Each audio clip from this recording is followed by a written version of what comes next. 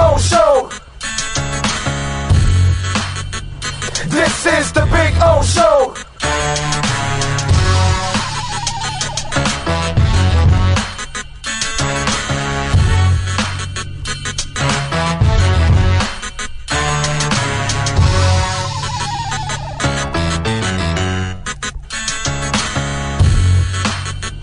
This is the Big O Show. This is the Big O Show.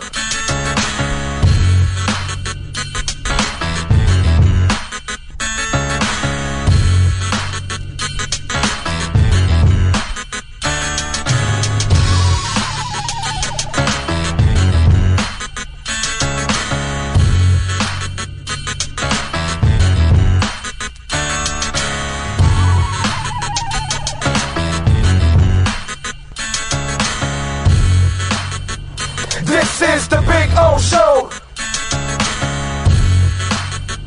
This is the Big O Show.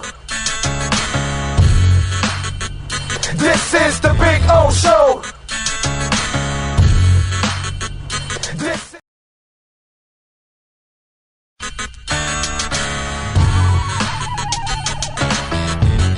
So here we are. I wanted to show you the backyard again because we had some trouble last time, but you know, cuttersedgepro.com does some amazing stuff, and there are the boys and the girl. They're having fun. There we go. Right, Maiden? Right, Bono? There we go. They're having fun. I'm having fun. Look at our Sylvester palm. It is beautiful. We got another one in the front yard like that. You can take your home and landscaping to the next level. And the artificial turf, look at that. Look at that, the two dinosaurs going at it, huh? Look at that, I gotta love the dinosaurs. Look at them, they like to bite each other's legs. That's what they do, they play with each other and then they bite each other and they piss each other off. It's fun. One is Bono, which is the one farther away from you, and Maiden, she's the girl right here. She's a badass, that's for sure. So anyway, see the flowers are coming out. Very nice. Cuttersedgepro.com, folks. This big tree there will start budding that I'm showing you there soon. It'll have all kinds of flowers. I'll post another video and I'll show it to you. This is a backyard where everybody gets to hang out. Over there in the corner there, I put the barbecue and cook. So that way it's the farthest away from the house, you know. If I light myself on fire or somebody else, we're out in the corner away from everybody. There you go, so you're getting some flowers coming out, which is a beautiful thing. And I swear by this artificial turf, it always looks phenomenal. I don't have to cut it. I don't have to water it. And so I'm saving a lot of money, hundreds and thousands in the long run, because I'm not watering or, of course, cutting the grass. And you know, here in South Florida, we cut the grass like every 10 to 14 days.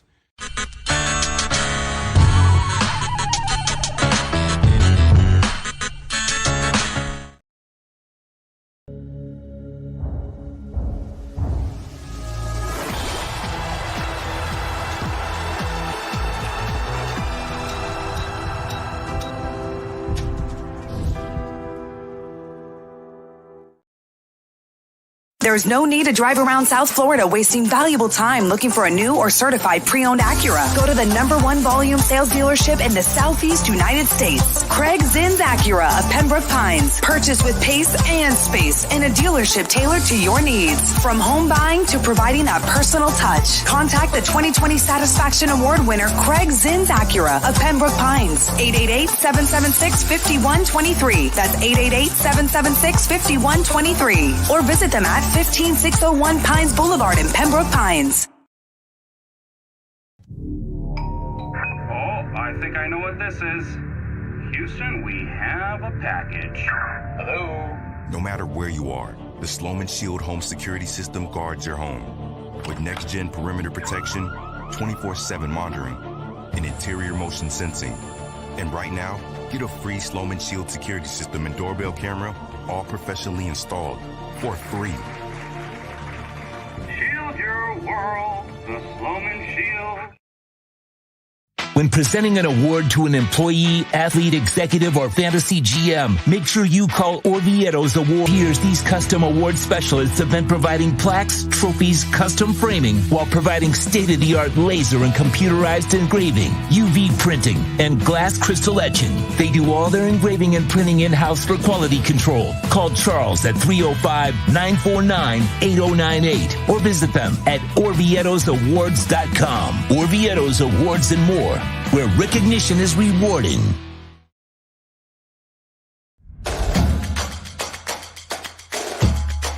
Welcome to Caneswear.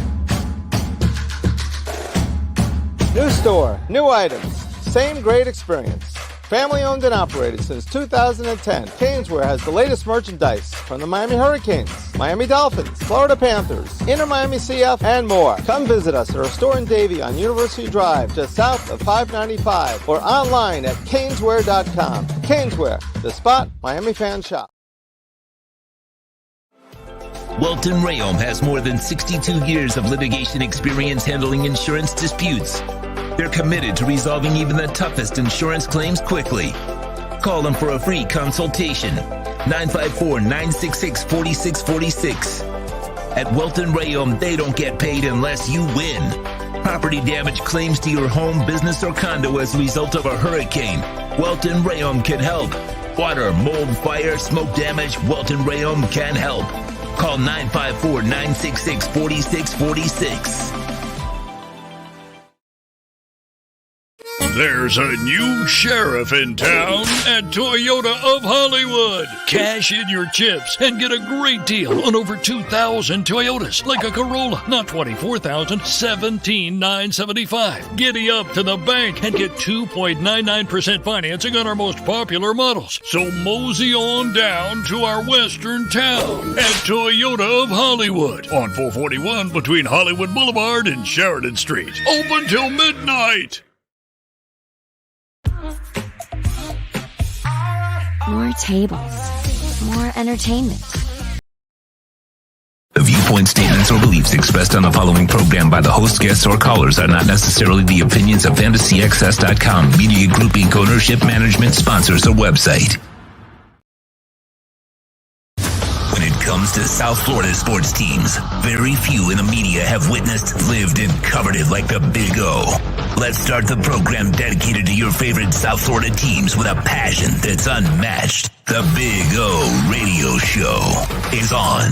Here's the Big O. All righty. Good morning, boys and girls. We're ready to rock and roll. Let me take off the headphones for the moment, since we don't have any interviews right now, but we will be getting a little Feronis action. Manny Navaro will join us today. The usual suspects. We've got the usual suspects also stirring ridiculous stuff up, which we'll get to that here on the show. We got the Panthers putting the Bruins on the brink tonight. Last night I was watching the Hurricanes game, and that was awesome in the third period as they came up with 4 goals, man. That was fantastic. I mean, first when they tied it, I was all right, yeah. And then, I don't know, it was within a couple of minutes they took the lead. Within 2 or 3 minutes later, they took the lead 2-1, and it was like, all right, extend this bitch. Yeah, we need you guys to keep playing. Beat each other up a little bit more. You know, it's kind of like the same, like when we were watching, I don't know if you guys do the same thing. Some of you may not. But when I was looking at the Bruins Toronto series, I'm like, I know we're going to play the Bruins, but I wanted Toronto to, stretch it out as far as possible. I know by some miracle Toronto wins. It's an easier series for the Panthers, yada, yada, yada, whatever. But you knew you were going to face the Bruins. Sure enough, right? And now we kind of know we're facing the Rangers next, right? But you want Carolina to extend this thing. You want them to beat up on the Rangers a little bit more. It also, ask Jimmy Butler what happens when you play extra games that you don't have to play. You risk something, right? It's called injury. So the more games you put them out there, the more games they risk injury too, on top of all. Not that I'm wishing injury on anybody, but I'm just saying it happens, Jimmy Butler. So, that's kind of the way it is. Quieres ser un descarado. You got away with it last year, Jimmy. You didn't get away with it this year. Yeah, I'm not letting him off the hook with this shit. Because I was complaining about it last year, and I'm complaining about it this year, and I'm done with it. This shit ain't flying. No more of this crap where you're off for the whole season. Bullshit. And I got a special rip job coming for Jimmy Butler later on the show, too. And I want to thank another athlete for setting the example that Jimmy doesn't. So we'll get to that one, too, on top of all of that on the show. Once again, folks, remember, we have our new merch shop out there, and thanks to those of you already that are shopping in our merch, our blind ass fan shirt is so far probably the number one shirt that's being sold right now. There's two blind ass fan shirts. Actually, they're both being sold, but the one with the donkey is kind of leading the way a little bit over the other one. They're both cool. John Rigoni did a great job with it, by the way. Really, really nice job with the design. So if you can, check it out. Bitcoin hats are going to. We got, it's not like this. It's a little different. But Bitcoin Big O Show type hats, 305 shirts. So check it out. The merch is there. The QR code, if you're listening on the podcast, excuse me, it's Big O Radio Show .myshopify.com if you're listening on the podcast and you want to go check it out. And that's another way that you can support our show. A lot of you have been asking about merchandise. Hats also. We got Big O Show hats. We got Bitcoin Big O Show hats. We got Bitcoin Big O Show shirts. We've got Big O Show shirts in Dolphins colors, Canes colors, FAU, FIU, all kinds. Miami Heat.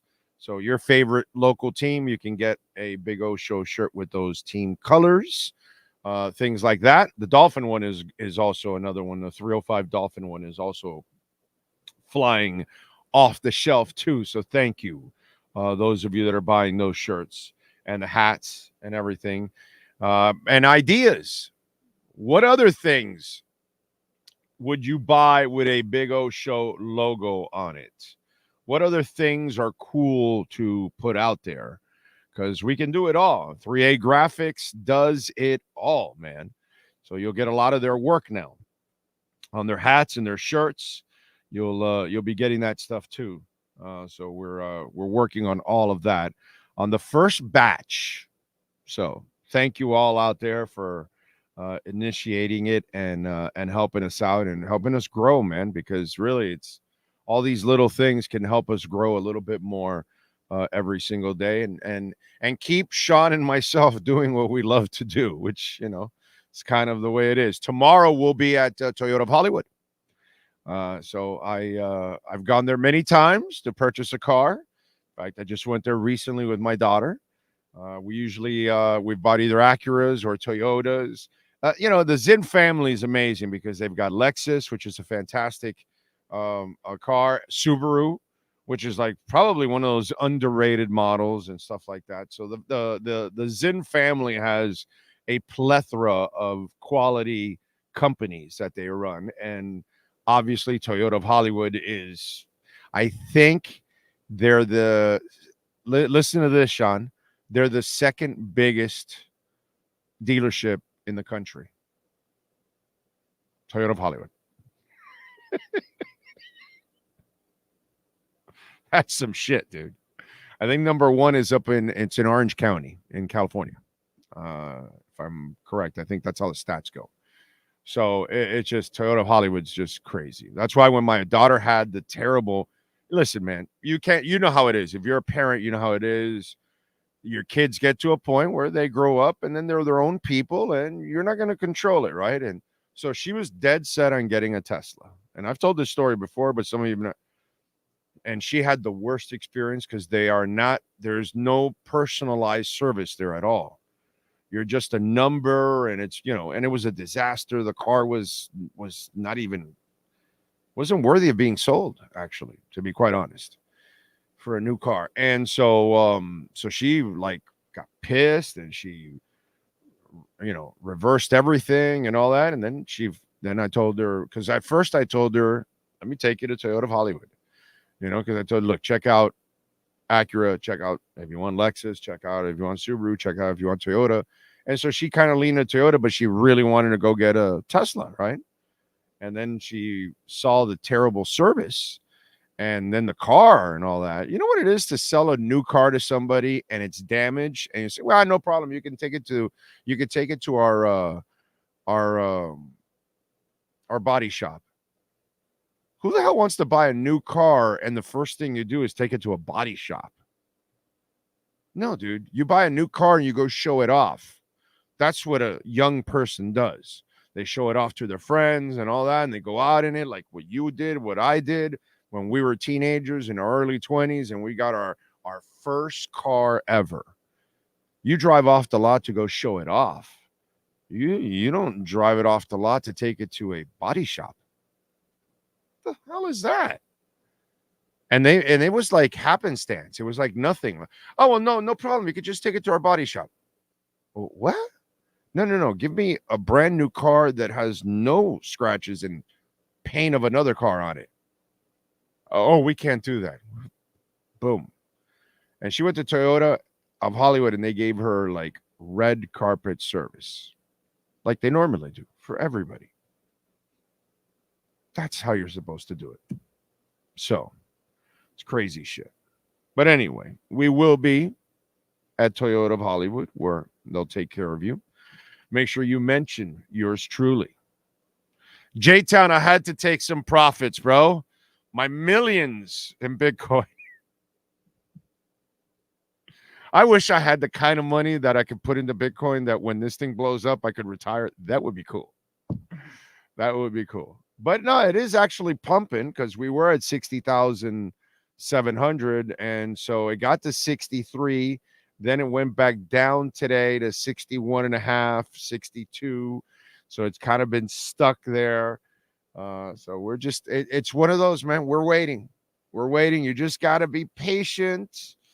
Those of us that have been patient since it went all the way down to 16,000, and we're, this is all part of the game. It'll pop, and when it does, it'll be glorious, as Will Ferrell would say in old school. It's glorious.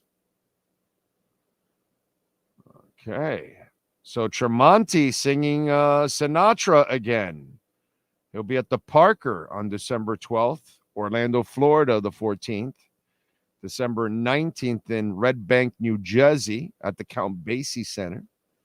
December 20th at Huntington, New York at the Paramount. And December 21st, Atlantic City. Music Box at the Borgata.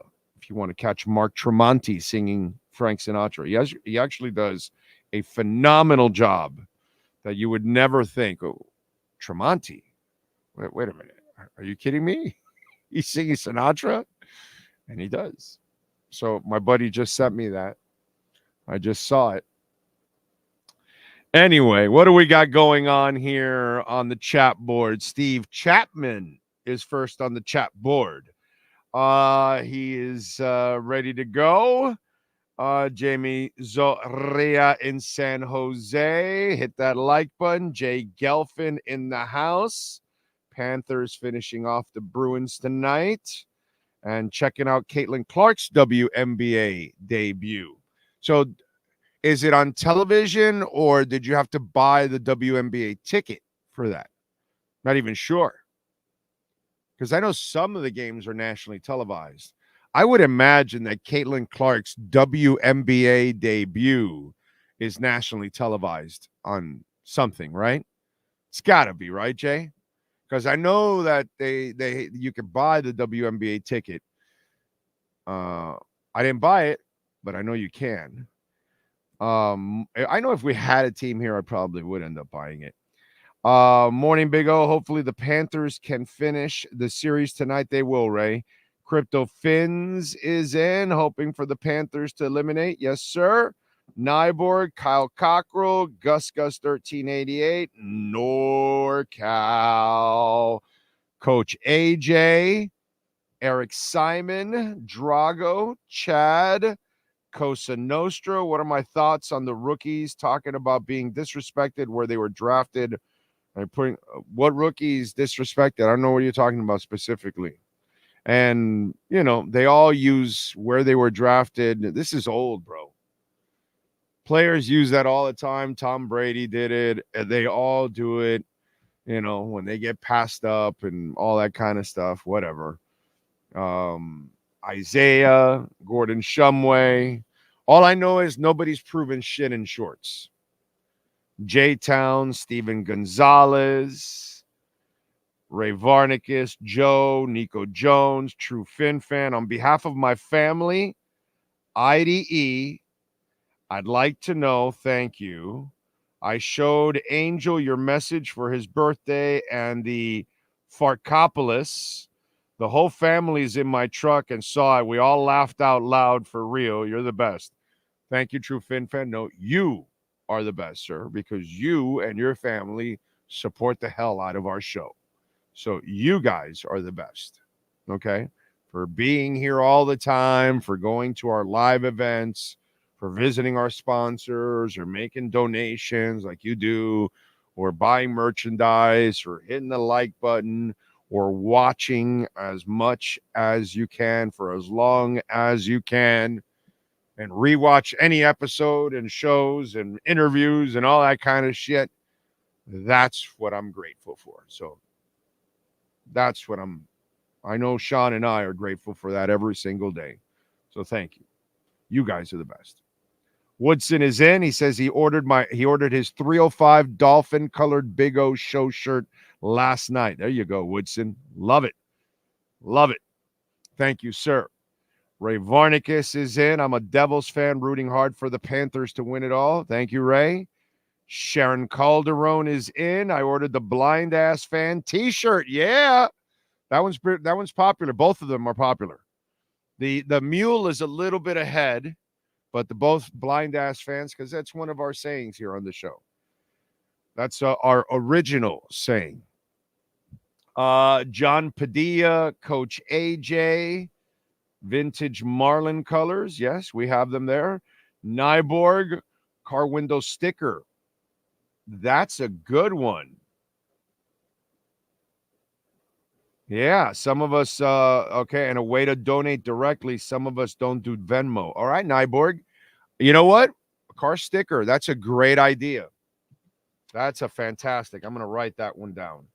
I like that one because I think some people, and you're talking about the transparent one that goes on the glass, right? Because we don't really do the bumper sticker shit that much anymore, right? I mean, unless it's like an old car or van or something that you don't care about, work truck or something, and you can put on the, but we don't really put stickers on the bumpers now. It's really about the mirror, right? So, I mean, about the glass.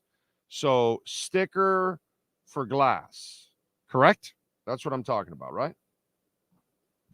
Well, we could go regular sticker too, because they could put it on notebooks and pads, like computer pads or whatever, laptops and shit like that. So we can go both ways. Okay. That's a good one. I like that one. Where can we go to get the Big O merchandise? Right here on the YouTube page. Sean has it. The links are there.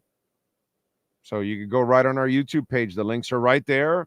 On our Twitter page, the links are there. On our Instagram page, the links are there. Big O Radio Show on Instagram, Big O Show on Twitter. It's on our Threads page. It's on our Blue Sky page. It's on our LinkedIn page.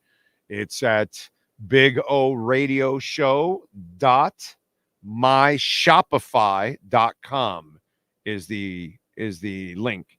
So you guys can support the hell out of our show and order anything. Big O Show, coffee cup or thermos. Okay. I think that's actually pretty cool. A coffee cup and then a thermos. All right. I think we might be able to pull that off. That's a good one. What else do we have? Can't wait for the schedule release. It's almost there. We got also the second week for the Chiefs. So they open up against the Ravens on Thursday. Week 2, Bengals at Chiefs, 4:25. So Chiefs are the hot ones, right? They're the champs. So they get all the pub. They've earned it. Okay, the work account has logged in, liked, and streaming till 000 in Martinez, California, says NorCal. Thank you. I was working at the car wash right across from Acura Pembroke Pines on 75 and the Chevron right there.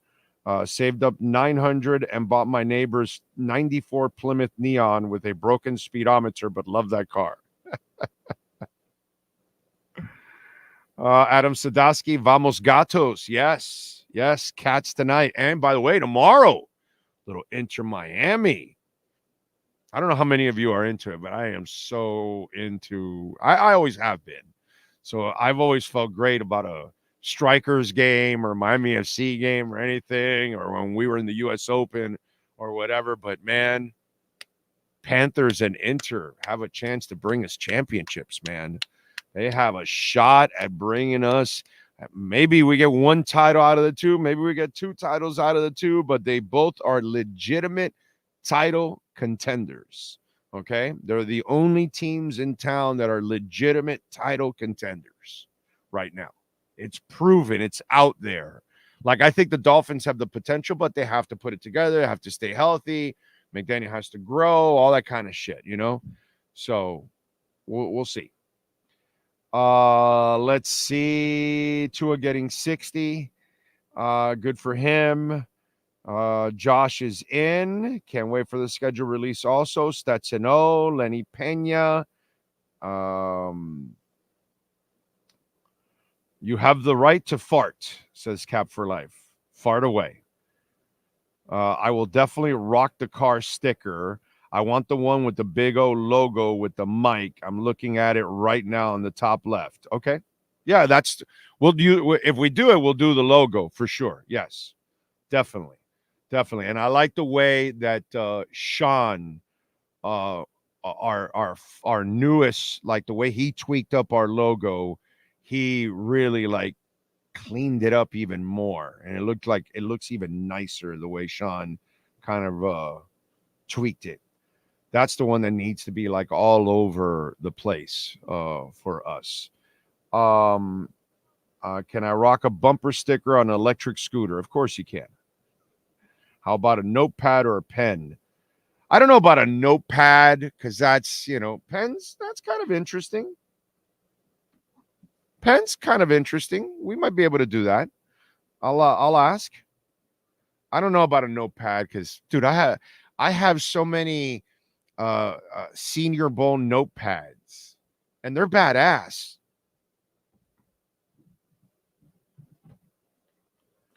Want a notepad? Want a notepad? Want a notepad? I got notepads coming out of my nodes.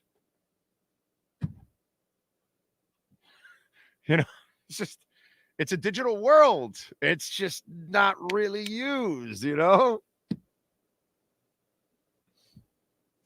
funny.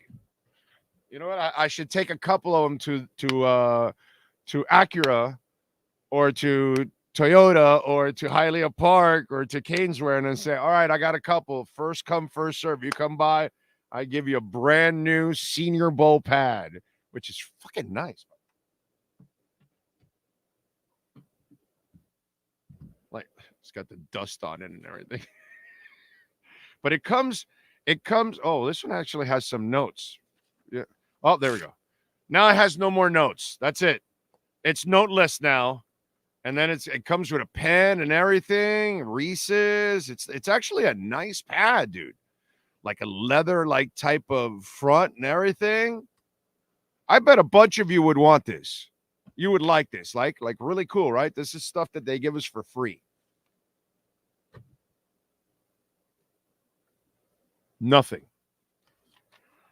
Let's see. By the way, whoever used this, wasn't me, because this writing is impeccable. This is definitely not me. This writing's way too good to be me. Chicken scratch. Anyway, big old coffee cup, wake and bake. Oh, wake and bake one, huh? I got you. All right. So what we'll do is a big old show mug. Big old show mug. Then a wake and bake and a Bitcoin type of big old show mug. So we'll have 3 kinds of coffee cups. I like that. Yeah, we'll do that. I think coffee cups might fly because people can have it at work or at home or something like that. So I think that would be actually pretty cool. I think that one might actually sell. Cryptos, bro, we're going to work on that. Then I need to really get the show going, but it's been such a lull for so long. We've been in a bear market. I'd rather just kind of give like little nuggets here on the show throughout, because if I have to do a show every day or every other day, that I got to walk you off the effing ledge. It's brutal. You know what I mean? And it's hard.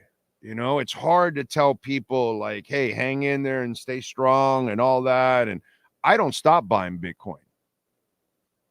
Okay? Ethereum should be bought.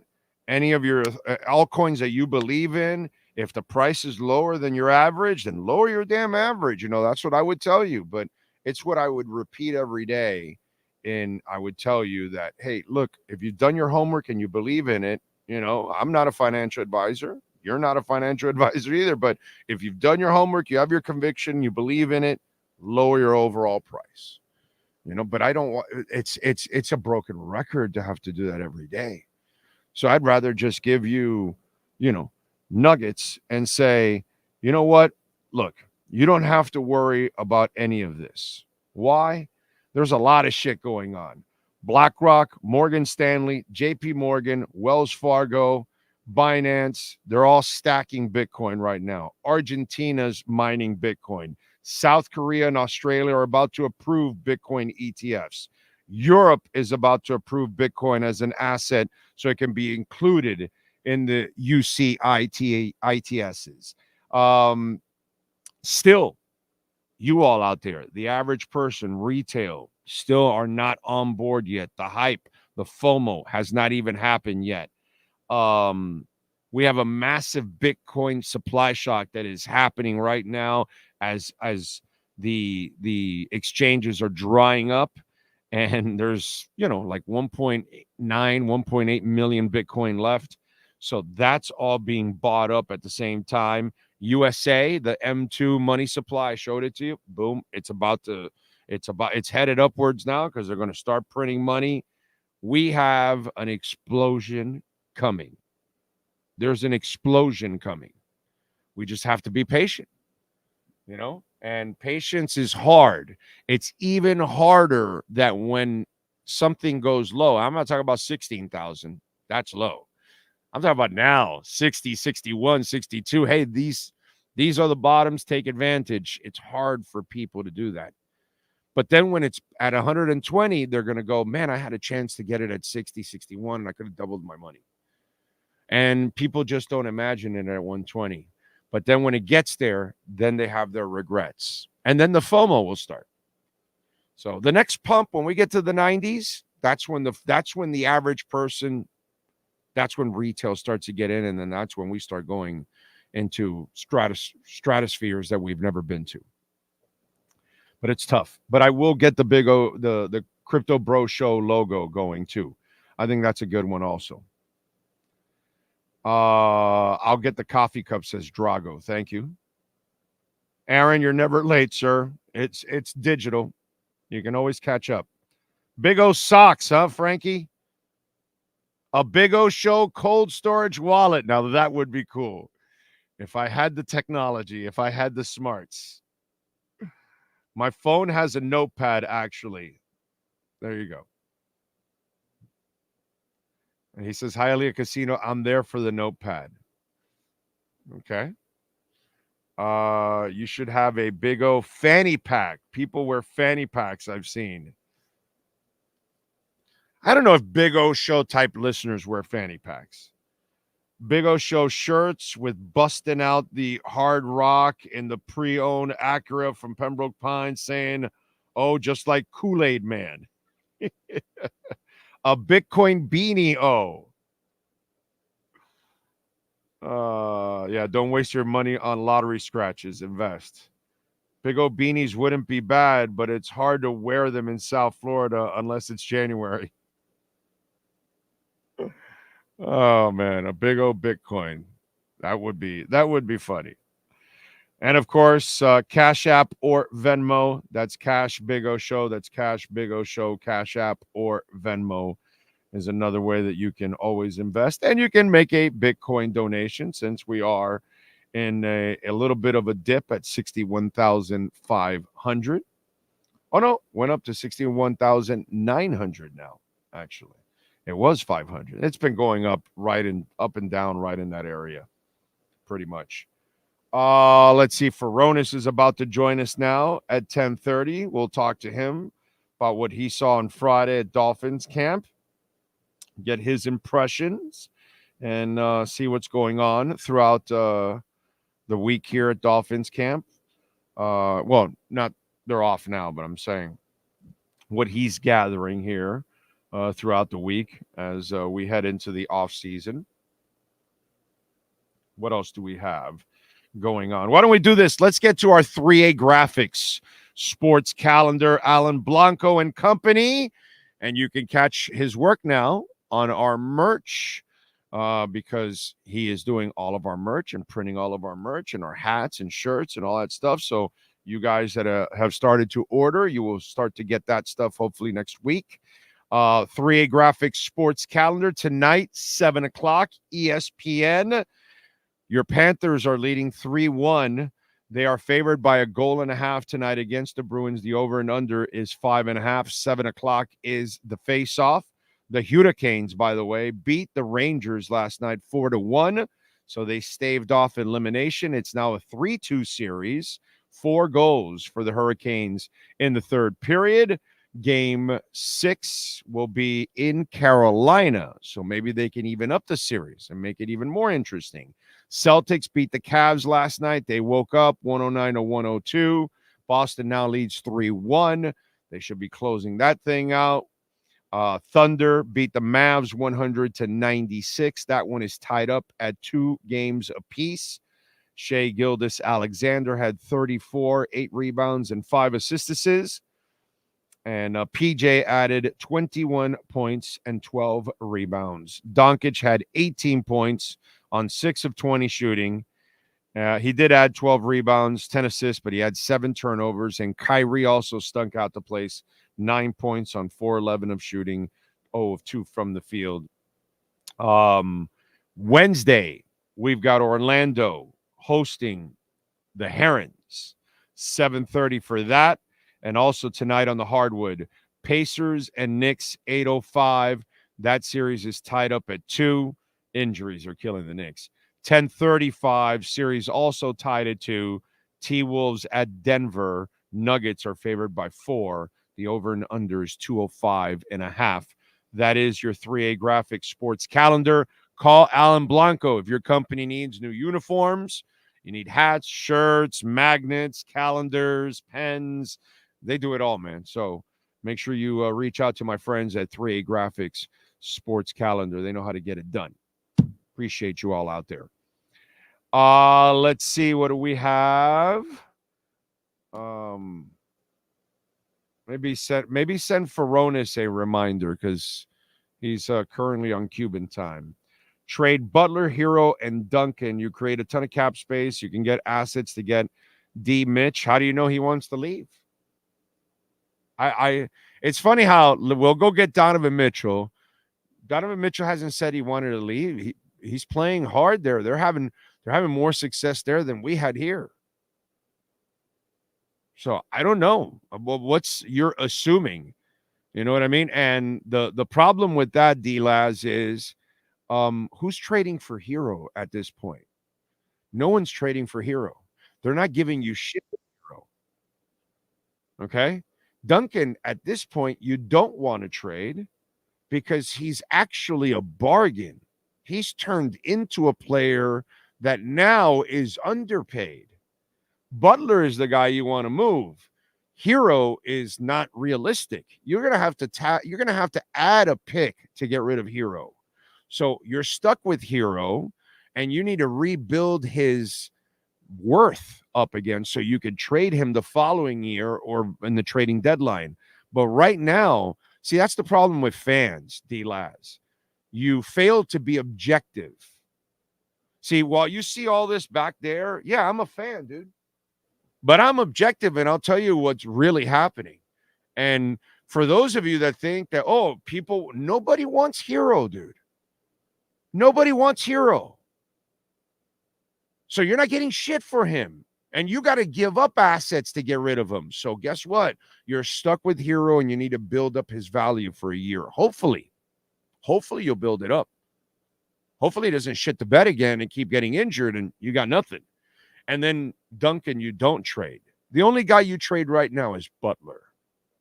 Because if Philly, they're desperate enough, maybe you do it. But the problem with some of you out there, you're too much of a fan, and you can't go and sit in the middle and say, okay, let me be objective. Is Hero tradable? Why would anybody want that guy? Nobody. Nobody's paying $30 million and also a pick or two for Hero. No, they're going to tell you got to give me a pick or two for me to take that $30 million salary. All right, let's switch gears. Let's talk a little football with the one and only David Furones. Welt and Rayom, the finest in the business, two men that will outwork anybody out there. They handle the biggest cases and the smallest cases. Personalized service like you deserve, by the way. Okay, consultations completely free. 954-966-4646. Jeff Welt, Daniel Rayom, and of course the consultation free. So if you think you have a case, you call Jeff Welt right now at 954-966-4646, and you explain your situation, even if it happened a week ago, a month ago, 6 months ago, a year ago. Statute of limitations may still be around, but explain it to a professional that knows anything and everything you need to guide you in the right area. Call Jeff Welt right now, 954-966-4646. Let's go to David Furones. All rise, football fans. As the Welt and Rayom Miami Dolphins report with David Furones is in session.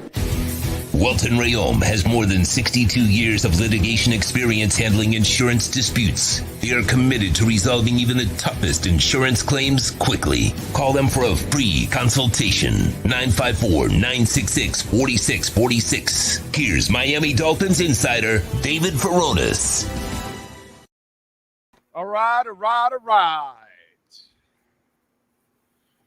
The guy still thinks that, I don't know, this guy still thinks Hero has value. It's just you know. Sometimes you can't reach people. What can you do, bro? You know, you try to talk a little sense into them, but they're too busy smoking the sense. Is usually what happens. So how you doing, bro? You doing all right? How you enjoying your time off now, you bum? I'm doing well. Time off. What? We came off rookie minicamp. We have the schedule release coming up. There's actually so much going on. We get an interview with Odell Beckham Jr. expected this week, so he'll be introduced. So there's a lot going on. Busy entire week for you. An Odell Beckham interview and a schedule release. Damn, you are active. Holy on the same day. On the same day, those are happening. Come on. That's quite an overload. Actually, I'm going to be going to the Panthers game tonight. So. Really, you're actually working tonight, or you're doing it as a fan? No, just going to sit in the stands and enjoy it. Dave Hyde's doing the work, right? He's doing the heavy lifting today at the Panthers game, right? Oh, and we get Adam Lichtenstein in the off season to cover as well the home game. So Adam is Mr. Everything. He's like Sagua Fair. He's everywhere. Yeah. Well, and he's dude, what's the guy's name at the Herald that they use him all over the place? David Wilson. David Wilson, my guy. Yeah. David Wilson's the best, bro. He's like all over the place. Recruiting guru too. Yeah. Yes, everywhere. It doesn't matter, bro. You use David Wilson wherever you want, and he's there, bro. He's ready to go. He's ready to rock. He's good. He's good. Well, he knows. He gave up the sports writing to go to law school. Maybe Walton Rayom can hire him afterwards. That may be.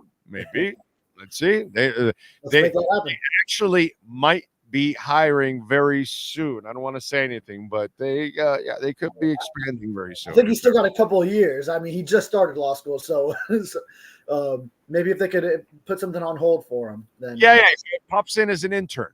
Learn the ropes is what he can do with Jeff and Dan. Except Dan will get him on a stunt plane at one point or another, like he did with me 2 weeks ago when I got on the stunt plane. Although I didn't last too long with the stunts, so I was fine flying. I was flying the plane myself through the clouds and everything and all that. But then eventually he took over and then started the stunts, and then that's when my body said, "Yo, bro, no, you can't hack that anymore. You're a softie now." So it is what it is. So your thoughts post minicamp now as you think about it. What's the little that you learned? Yeah, I mean, first I loved hearing that. Got to hear the story from the two edge rushers, Chop Robinson and Mohamed Kamara, that they actually would talk a lot of trash amongst each other, training together. They would train at the same facility, Exos, in Phoenix, Arizona, and they were two of about 8. I think it was 8 guys, and 6 of them got drafted at the edge rusher position alone. So that was kind of a sort of a base for them, apparently, these edge rushers in the draft. And just how Chop would always be hearing stuff from Mohamed Kamara in training.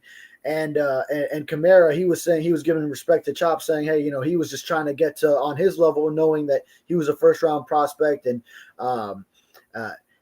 it's just interesting to see how they already knew each other. They already had a bond going with one another. So now they end up in the same place. So 2 edge rushers in the same class already had that relationship brewing. So that was cool to see. And Mohamed Kamara said that he actually won a bet against Chop. That he wouldn't disclose what it was, but there was some friendly wager that they put on something in training that he won in those sessions. So maybe one day we'll find out. But excellent to get to see those guys for the first time. Burst that I saw from Jalen Wright. I know that was one thing sort of with Devon Achane the year before. Wanted to see, hey, that speed is real. And yeah, it certainly is. One of the few things you can actually see in the limited viewing of this rookie mini camp. So, and Patrick Paul, that size, he is a mammoth human being, indeed. Yeah. But you watch the Jalen Wright highlights in Tennessee, and you can see that. Yeah, you can see with pads and everything. The speed is just there, bro. What is that? What is that? Is that something in the background? Oh, okay, Sean. I don't know. Sean's like he's got his hands up going. I don't know. I guess we're just rated by something. I have no idea. Aliens or something. Yeah, something like that. They must have a release info. Yeah, the Jalen Wright thing is exciting because you see, I was saving this for later, but we have this tendency of, hey, where's the big receiver? Hey, how about the big back, the bruiser, all that kind of stuff? We talked about that, right? We're wondering about that element, right? Because we figure you need that element in order to win, correct? Yeah. Correct? Correct. All right. Yeah. I have an article for you. So tell me, who was the big receiver for the St. Louis Rams? For what? St. Louis Rams when they were Oz Hakeem, Torrey Holt, Isaac Bruce. Big receivers? None of them really, right? Did they have a tight end? They might have had one, but did they use him? As far as like I mean, he was like middle. He was middle of the pack. I remember. No. Did they use their tight end? Is the question. Was he even part of really the offense? Yeah. Answer that question. Yeah, no. When you have Isaac Bruce, Torrey Holt, and you have Marshall Faulk catching the ball out of the backfield too, then not that much. Where was the big back? Where was the bruiser? Right. Didn't have one. Right? Yeah. That was also an era where one guy sort of in the backfield took all the workload too. Well, that's what Mostert does. That's what Achane does. And that's what Jalen Wright will do when they're in there. They're not in there together. They're in there individually, right? So that's kind of what he saw. Both got banged up. So he said, let me go get a carbon copy so I can continue running my offense with all three guys. And now I'll rotate all three guys and I'll keep them fresh. And since Mostert is getting older, let me bring his 17, 18 carries down to 13. And that way I can keep Achane where he's at, and I can add some stuff to Jalen Wright. I can minus my stuff from Jeff Wilson and all that. And then here I got my balance now. But I was thinking about this, and I was, because, okay, he's dead set on doing it this way. He's not dead set on doing anything else traditionally. There isn't a big receiver. Now, Jonnu Smith is like their big receiver. And actually the tight end that the Rams did not have. You know what I'm saying? But Ernie Conwell was the name. What of the tight end? Yeah. Yeah. And then they had some Tui Asasopa Lapoluba Mananolopo, whatever. It was like some Polynesian dude that had a really long ass name too. I'm not saying the Super Bowl year, but I'm saying in those 4 or 5 years where they had that run, they had another tight end also with a long ass name that they never used him either. Also, it was just one of those things. The tight end was just nothing in that offense. You know what I'm saying? So it's interesting that when you go back into time and you say, well, can you win this way? Well, yeah, actually the Rams did it. They were faster than everybody else. They just had to have enough defense to kind of get it done. And that's something that now the Dolphins are obviously working on, and they got to stay healthy by the end of the year. The last 2 years, they've been completely injury riddled on defense, and it's been hard that way. But it's funny that as much as all of us try to push the other elements because they don't have them, and then I say, and others say, wow, this guy's stubborn. He doesn't really want a power back. He doesn't really want big receivers. He can't find a way to use Gesicki. He can't find a way to use Claypool. Okay, well, can this be done? Yeah, actually, the greatest show on turf and the greatest show on surf might be the twin, the twin to that championship. Yeah, I see the similarities there. And with Jonnu Smith on the roster, I see a lot of touchdown opportunities for him because when that field shrinks and once you get into that red zone, I know a lot of times Dolphins and Mike McDaniel were criticized for the play calling down there, throwing fades to Cedric Wilson, who's no longer with the team. And he was sort of that only, he was the tallest receiver in some cases on the field in those instances, but field shrinks and you don't have that much space to work with. Then I like the prospect of Jonnu Smith going up and getting a lot of those touchdowns for a team that didn't have a tight end touchdown all last season, which is a telling stat. And also Jalen Wright, hey, he has some thickness to him too. He's 210 pounds listed, so it's not like he's just he's not the same as Devon Achane coming out of college. And Achane also, you see him in images that we've seen of him showing up for off-season workouts. He's getting a little bit more muscle on him too, so he knows that was one thing he needed to add. Hopefully, not at the expense of any speed, but yeah, Jalen Wright, he's got some thickness on him too to go with that speed.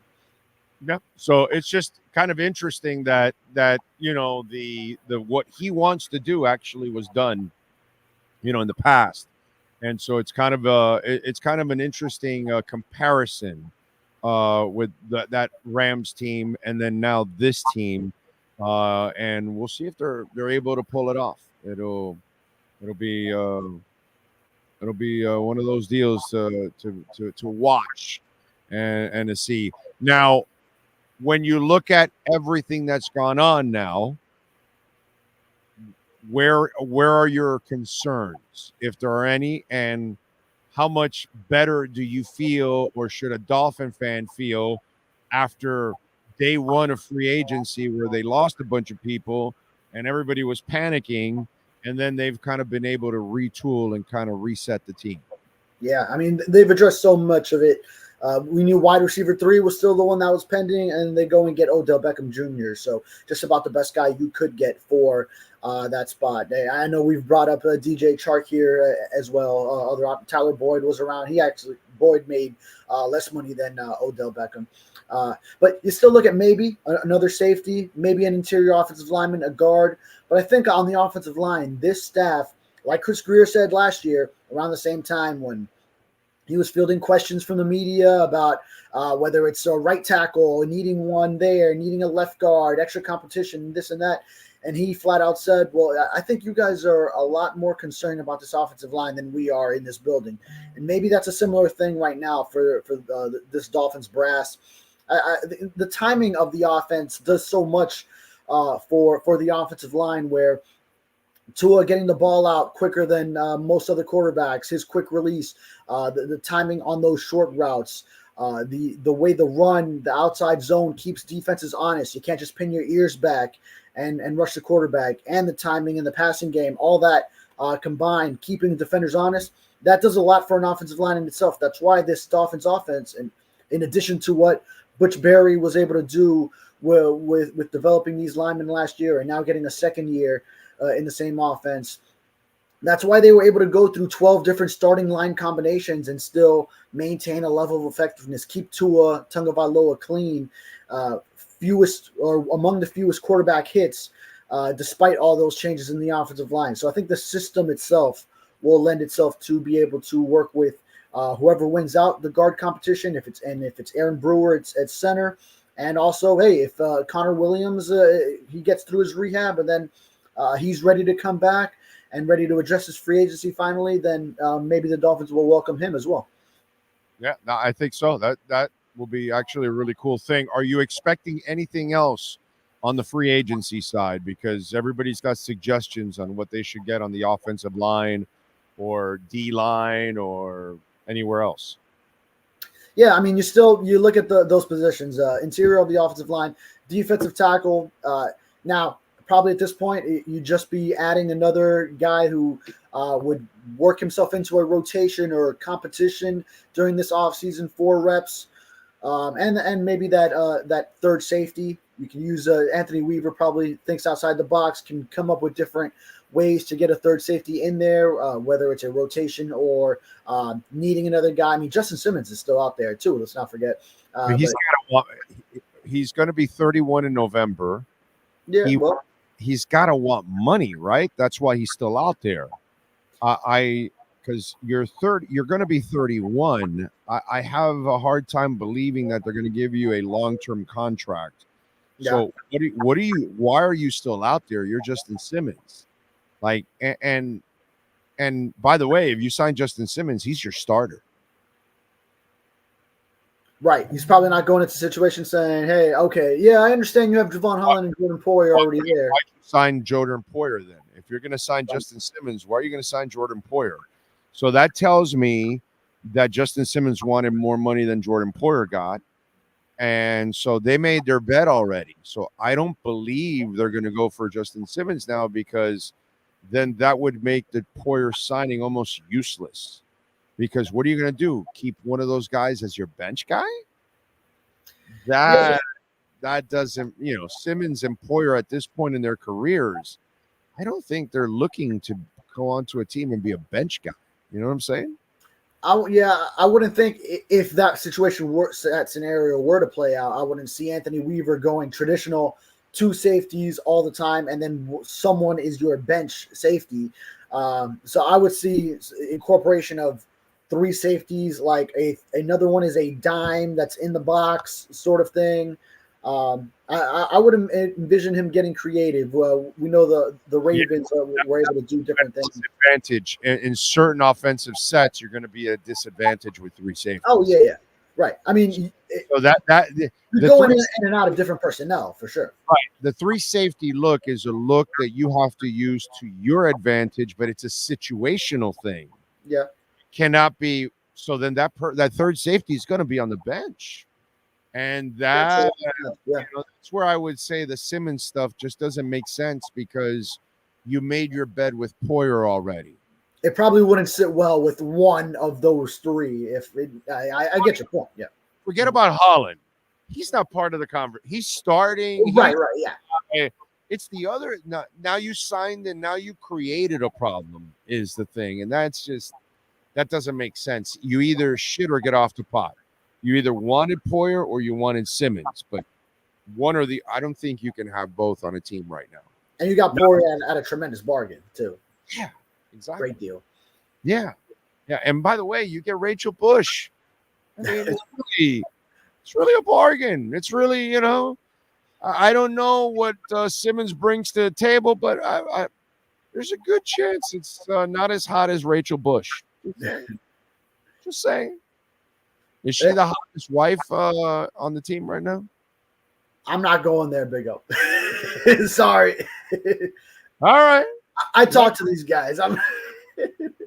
And they know. It's not like they don't know. I mean, she's constantly showing her wares out there, so it's not like she's unknown to all of us. You know what I'm saying? I'm just give the man his props. He married well. He deserves props, but I think he might be number 1 on the team. I don't know. I don't know all the wives yet. I remember back in the day, the 97 Marlins were on a little bit of a roll. Several of those guys had some pretty hot wives, actually. Okay. 97 Marlins, so yeah. Yeah, because Dalton had a Hooters girl that she was like Miss Hooters National or whatever, and she was like a smoke show. National, huh? Yeah. I remember that Bobby Bonilla's wife was beautiful too. I mean, they were on a roll, man. They were on a roll. So I don't know about all the we know Braxton's got also influencer, beautiful girlfriend, and we know about obviously Jordan. I don't know about all the guys. I don't know. You've been around maybe more than that. You've seen them hanging around with their significant others. You know what I'm saying? A little bit. I mean, some of them have made popular social media posts showing sort of that, hey, all the guys and their wives and girlfriends got together for special occasions, holidays, or maybe like road trips and such. So some of them, they're more out there public with what they show the fans. Others just like to be sort of more honed in on the family, stay out of the public eye, and just enjoy NFL wife living. And by the way, for Josh Miller, for the 4,000th time, they are not interested in Dalton Risner at all. They weren't interested in him 9 months ago when it was brought up, and he's been available at least 3 times. And before Butchberry, they never got him. And post Butchberry, they're not getting him. So the first time he was available was pre-Butchberry. The last 2 times you've had Butchberry, and I already reported it last time, like 9 months ago, that they weren't interested. And so I've followed up again, and I even asked again, and they are not interested.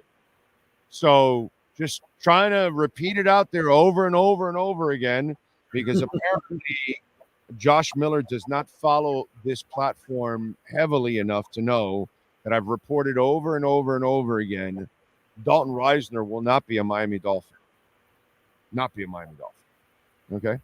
Just in case. Because, man, that name is repeated over and over and over and over again. And I don't know how people have not seen the writing on the wall. And now this franchise is coming in to $18.5 billion post June 1.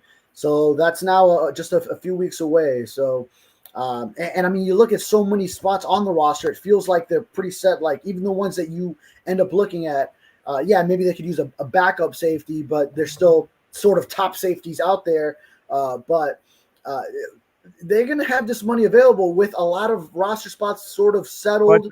money rolls over, doesn't it? Yeah, rollover is going to be huge. That's going to be huge for this franchise. So that's why they're just going to use it on Tua, and then they're going to roll over because you got to sign Holland, you got to sign Phillips, you got to sign who else? Waddle.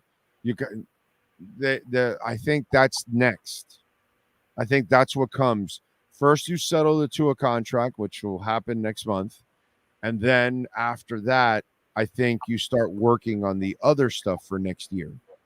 And so that money, I think, will be used. And I think you'll keep a little bit in a kitty for injuries down the line. Yeah, something happens and somebody becomes available towards the trading deadline because a team is, oh, by the way, you know what? I got to plead ignorance here.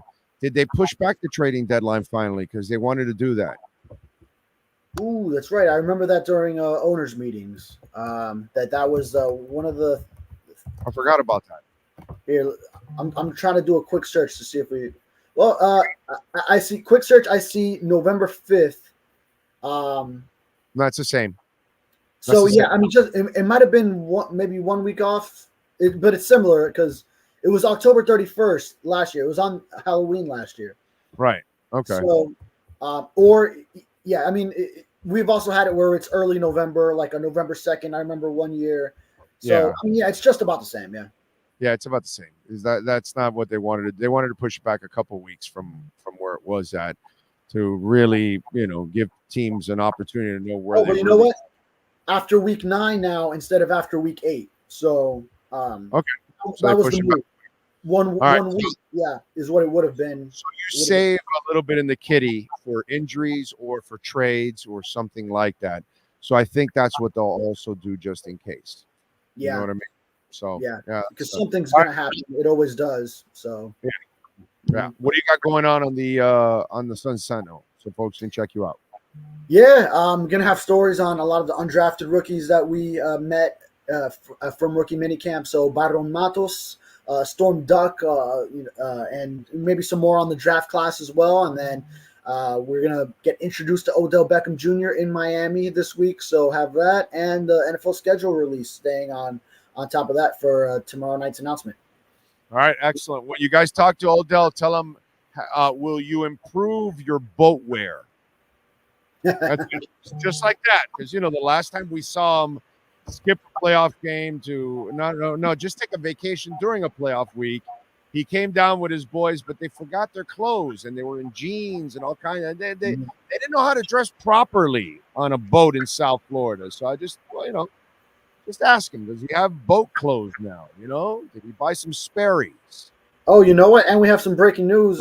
Bills and Dolphins, week 2, Thursday night football. All right.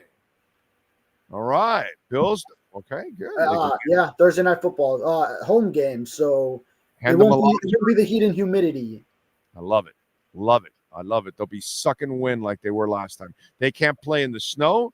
And but it'll be at night, though. It will be at night, so it won't be. It'll be hot, but they can't play in the heat or in the cold or at night or anything. They complain about it all. So that's kind of the Bills' way.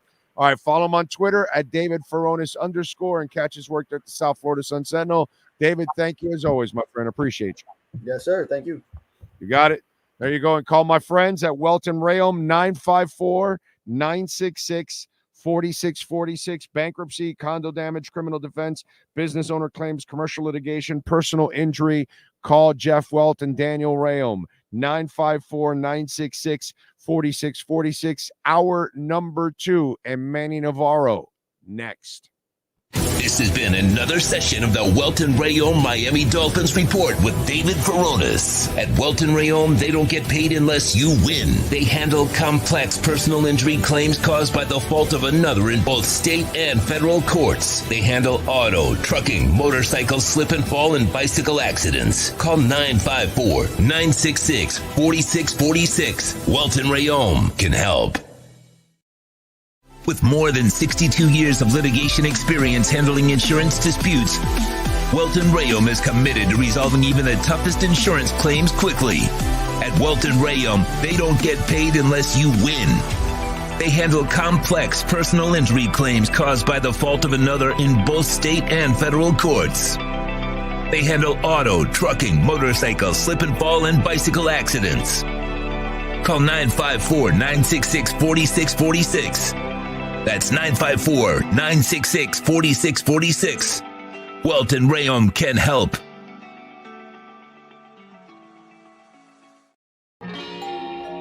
Oh, great. You have a doorbell camera. Now you have a front row seat to your house getting robbed.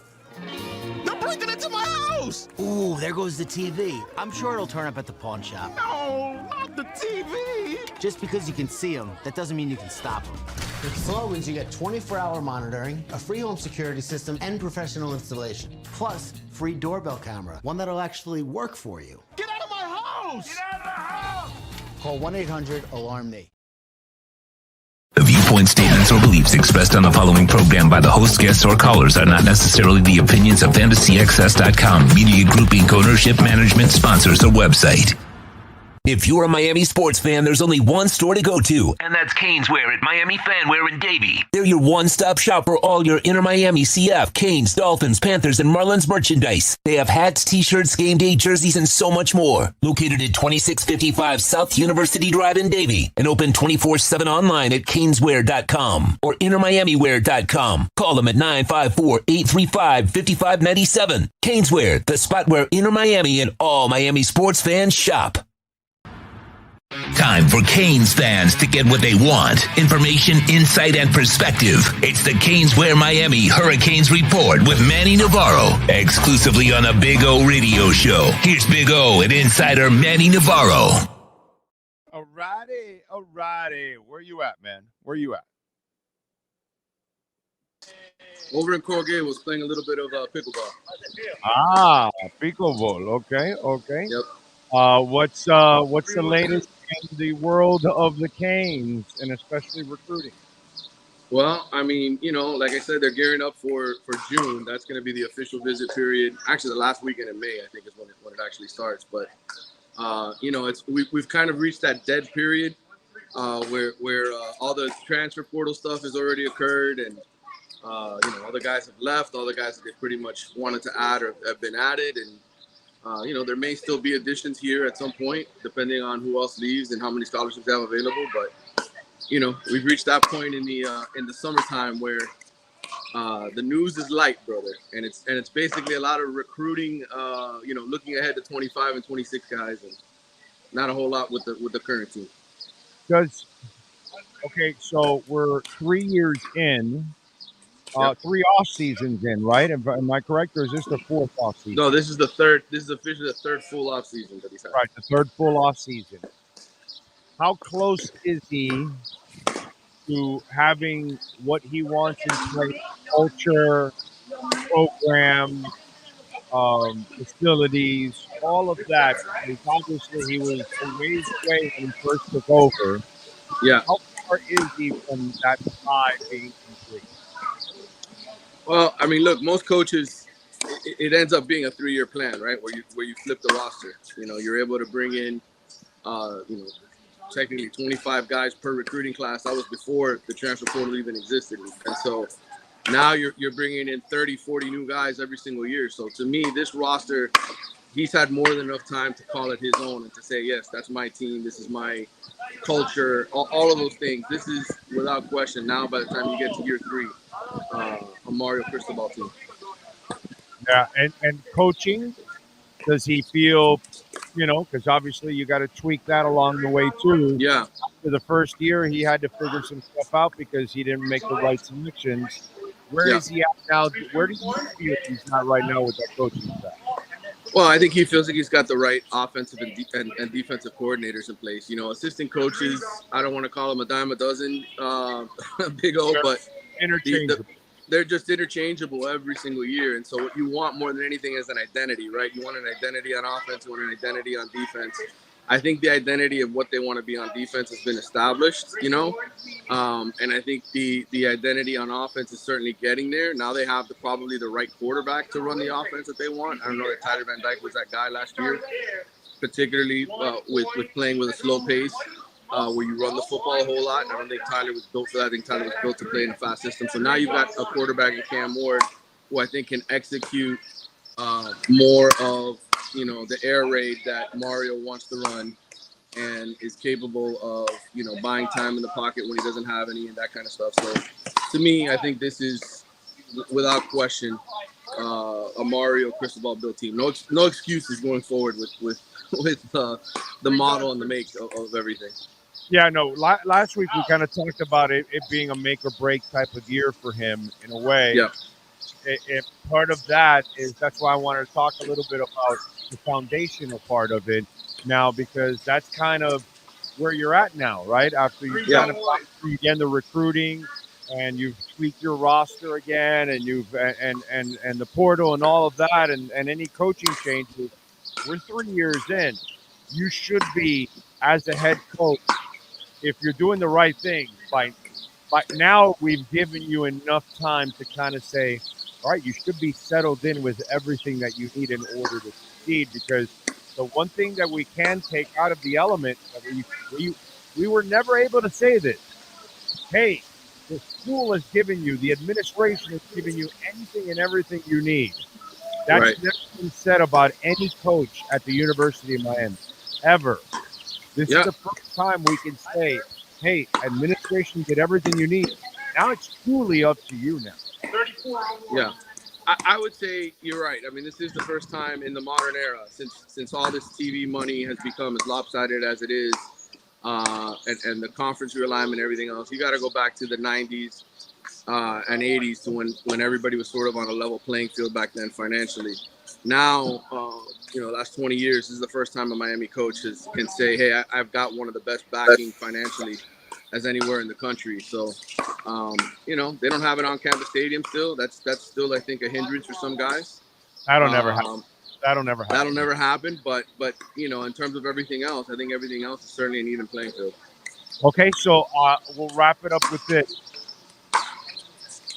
There's 12 teams down in the playoffs, right? Yeah. Manny's 3 years in.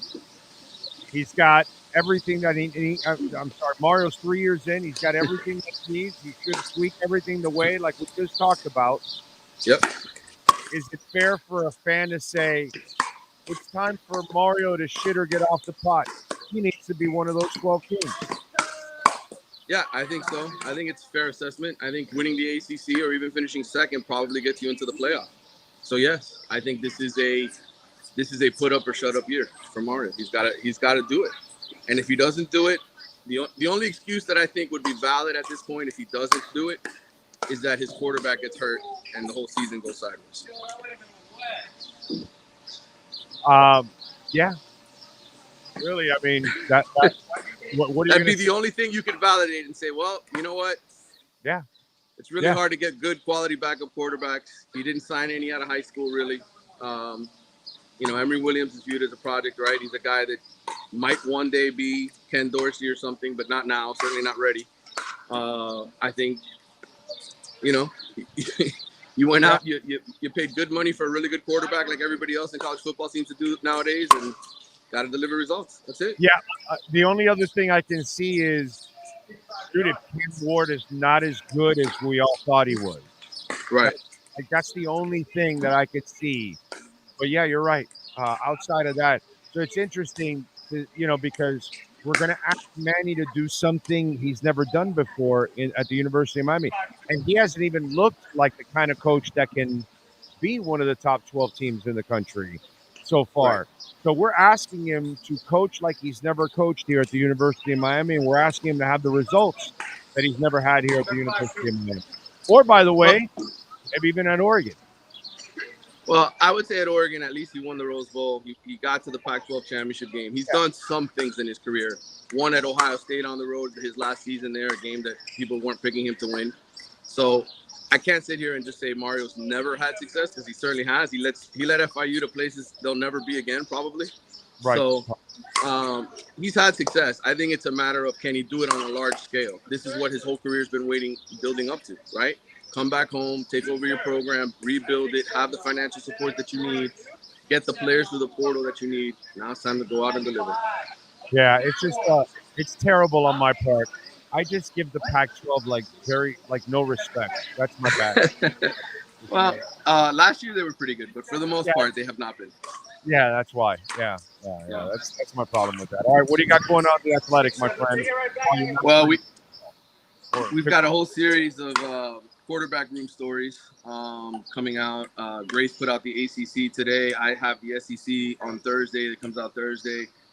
Like I said, it's off-season time, brother. It's a whole lot of nothing going on right now. So a lot of previewing of the season, a lot of looking ahead to what's going to happen in the fall and analysis, those kind of things. And, I'll probably do another podcast here at some point. But I got to be honest, I'm enjoying the off-season. I'm enjoying my pickleball time, my coaching girls soccer, coaching basketball. Now I signed up my youngest one for basketball, brother.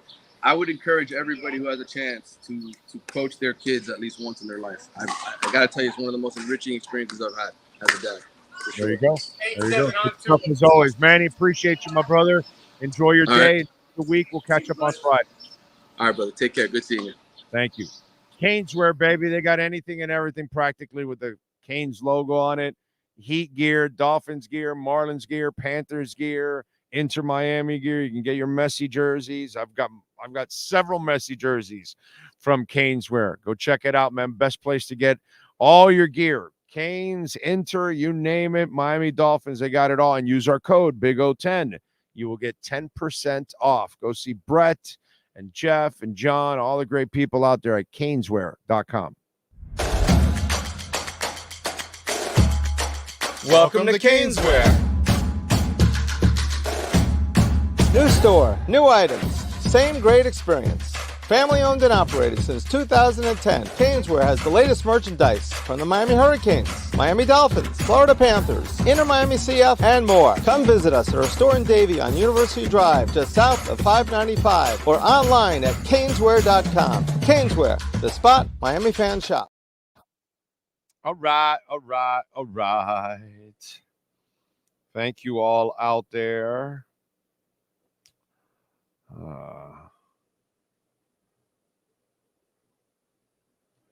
Hold on a second.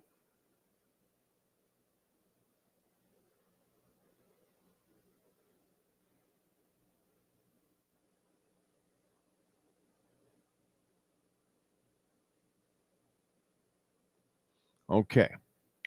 Troy, I sent Manny the question you asked. Okay. I saw it after. So I sent Manny the question, and then he'll send me the answer. Troy asked if I could ask Manny if JT is coaching the entire D-line or just the edge. So I asked him that, and we'll see what we get there. Okay.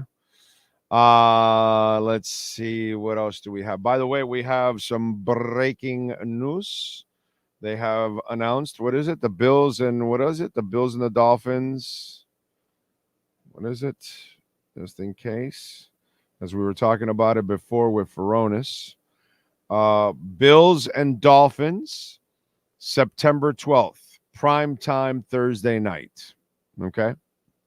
So there you go. Thursday night, September 12th, Bills at Dolphins. Okay.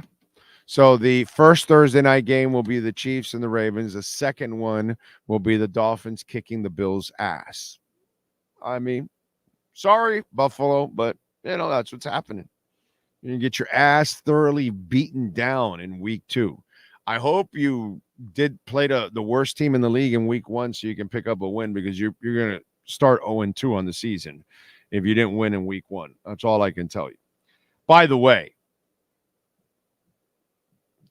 from the, hey, let's reach and talk about whatever we can talk about for the Dolphins department. I think we did this a couple of weeks ago, right? And now we're repeating it, and I just want to know how many of you are like suckers enough to fall for this shit. Okay, so Sean, yesterday a quarterback signed a $212 million extension, right? A 4-year, $212 million extension, 170 guaranteed in Jared Goff, right? So what's the immediacy of the local media, some of them here in town, and fans and blogs? Well, what does this do for the Tua contract? Well, let's go back a couple of weeks ago. So, Sean, tell me, what did the Devonta Smith contract do for the Waddle negotiations? Did it speed it up? No. No. Did it put any other heat on it? Any urgency or something? No. No. No. No, but let's write about it. Let's talk about it. I mean, do you people have any lives? Can you come up? Yeah, I just gave you a subject. But I'm really a football guy. I'm really a sports guy. I can talk about all sports. I can talk about all. I don't have to reach for shit. Nobody thought about this because we all keep pushing. Hey, where's the big receiver? Where's the big back? Where's the bruiser? And I brought up the Rams now. So, that's a conversation that if you're a writer, I get it. Let's stir up Tua salary talk because that's going to get you hits, even though there's no substance to the story. The Jared Goff contract has nothing to do with Tua.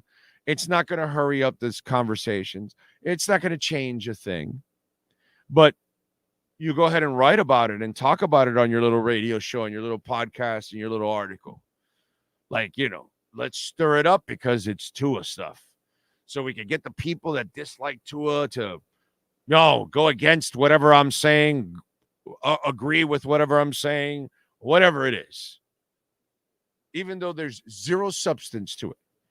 Because there's no influence, it doesn't hurry it up, just like Devonta Smith. Oh, what does this mean for the Waddle negotiations? Oh, they got to start negotiating with them right away. Oh, yeah, and sure, right away. They're doing it right now, just because you say so. Just because you want to put urgency on it and you want to put a little more heat and have the fans get all worked up about it. Just silly shit, dude. Silly shit. Why don't you write an article about, hey, look what McDaniel's trying to do. Whether you agree or not, this was done by the St. Louis Rams. Same kind of thing. With Odell now, it's Torrey Holt, Oz Hakeem, and who am I missing? Torrey Holt, Oz Hakeem, and Isaac Bruce. It's a lot like that. Oh, they've got Marshall Faulk. Well, they've got Mostert and a Chan and Jalen now. Kind of the same thing, a speed back coming out of the backfield. You can make the comparisons. They had no tight end, just like Miami had no tight end last year. But this year's 24 version does have a tight end, one that's a very good pass catcher, a speed guy, an element that even the Rams didn't have a speed guy at tight end. But these Dolphins do. That would be a fun article to write. Kurt Warner was an extremely accurate quarterback. Tua, extremely accurate quarterback. Why not write an article about that? I know it would take too much, I think it would be a fascinating article for people to read. And then that way it could help Dolphins that don't feel comfortable about this offense say, well, it's been done before. You can be that team. They were that team. Why can't you be that team? It's just kind of stuff like that. But no, let's go for the low-hanging fruit and the lazy talk. Oh, Devonta Smith signs what does this mean for the Waddle deal? Hey, by the way, have all those writers and all those bloggers and all those podcasters and all those radio people, did they follow up with that conversation? Have they followed up lately on the Waddle? Did they hurry up the Did they hurry up the negotiations for Waddle now? After all that talk, all those articles, all those blogs, all those podcasts? What happened? Did the Devonta Smith thing change anything in the landscape? No. Do you think the Jared Goff thing is going to change anything in the landscape? No. It's going to hurry it up? No. It's going to add more or less money? No. It's not going to mean a damn thing. But let's write about it. Let's talk about it. Because, it's a good way to get into your craw because it's a Tua topic. And any Tua topic is a nice, lazy topic to lean into, to get some hits, to get some views. Silliness. But that's all right. We'll keep pointing out the silliness. And then you'll keep understanding. Kind of like the Dalton Reisner thing. Why does that guy repeat Dalton Reisner? Because some other writer is repeating it. Some other radio guy is repeating it. None of them have any sources. None of them know really what's going on. And so then that's why they keep talking about it. But meanwhile, some of us that may have sources, some of us that may know what the hell we're talking about, we've been telling you for close to, 10 months now, Dalton Reisner's not on their radar. Not just this time. We told you the last time that they brought it up. Not on the radar. And he wasn't signed last time, and he wasn't signed this time. Guess who's right and guess who's wrong? Again. But it's good fodder. Dalton Reisner played in an outside zone scheme. He also played with Butch Berry's team in Denver and all that. So there's a connection. Let's talk about it. It's low-hanging fruit. And since I have no information, I don't know that there's no shot he's coming, let me keep writing articles and arguing about it, even though they have no interest in him, but we'll keep talking about it. We'll keep fishing because we'll get people to bite like the guy that bit here that wanted Dalton Reisner. So, yeah, that Jared Goff contract really going to influence that Tua deal. You hold your breath on that one.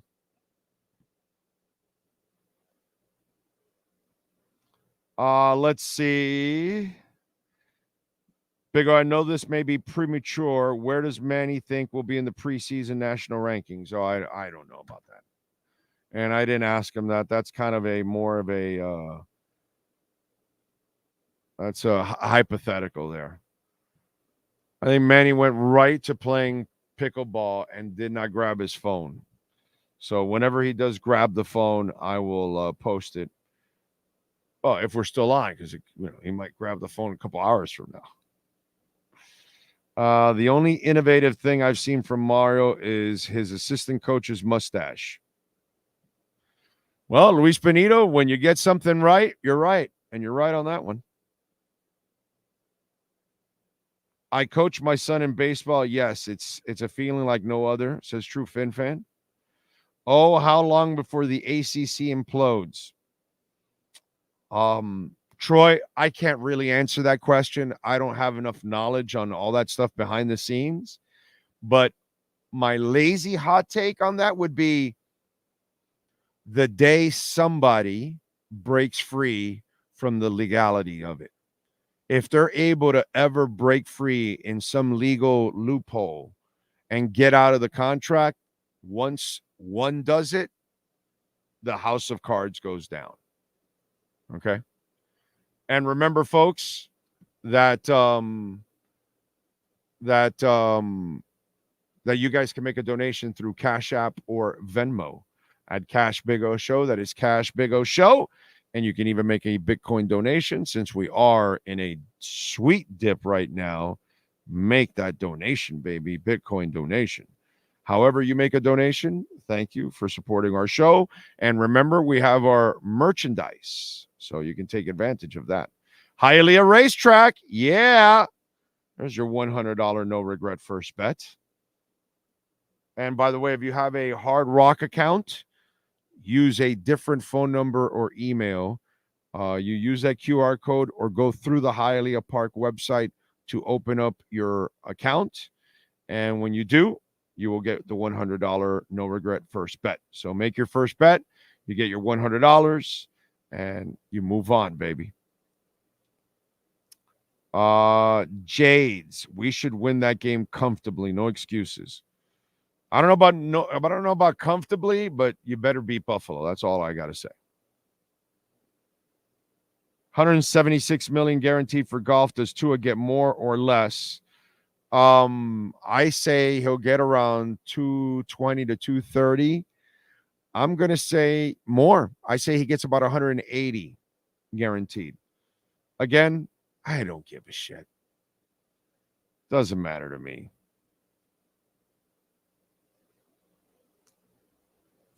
Haven't heard anything about Calais, my brother. Big O, did you know El Salvador has published their wallet address so you can see the reserves? No one has seen our gold since the 70s. Yeah, the gold stuff is so dirty. All these people that say they own gold and they have slips. If you don't physically have the gold, and in China, they're selling gold, and now they're breaking into the gold because inside the bar, it's not all gold. So they're kind of measuring the weight and all that kind of shit, and it's kind of a, it's another shady thing. Get Bitcoin, bro. Own Bitcoin.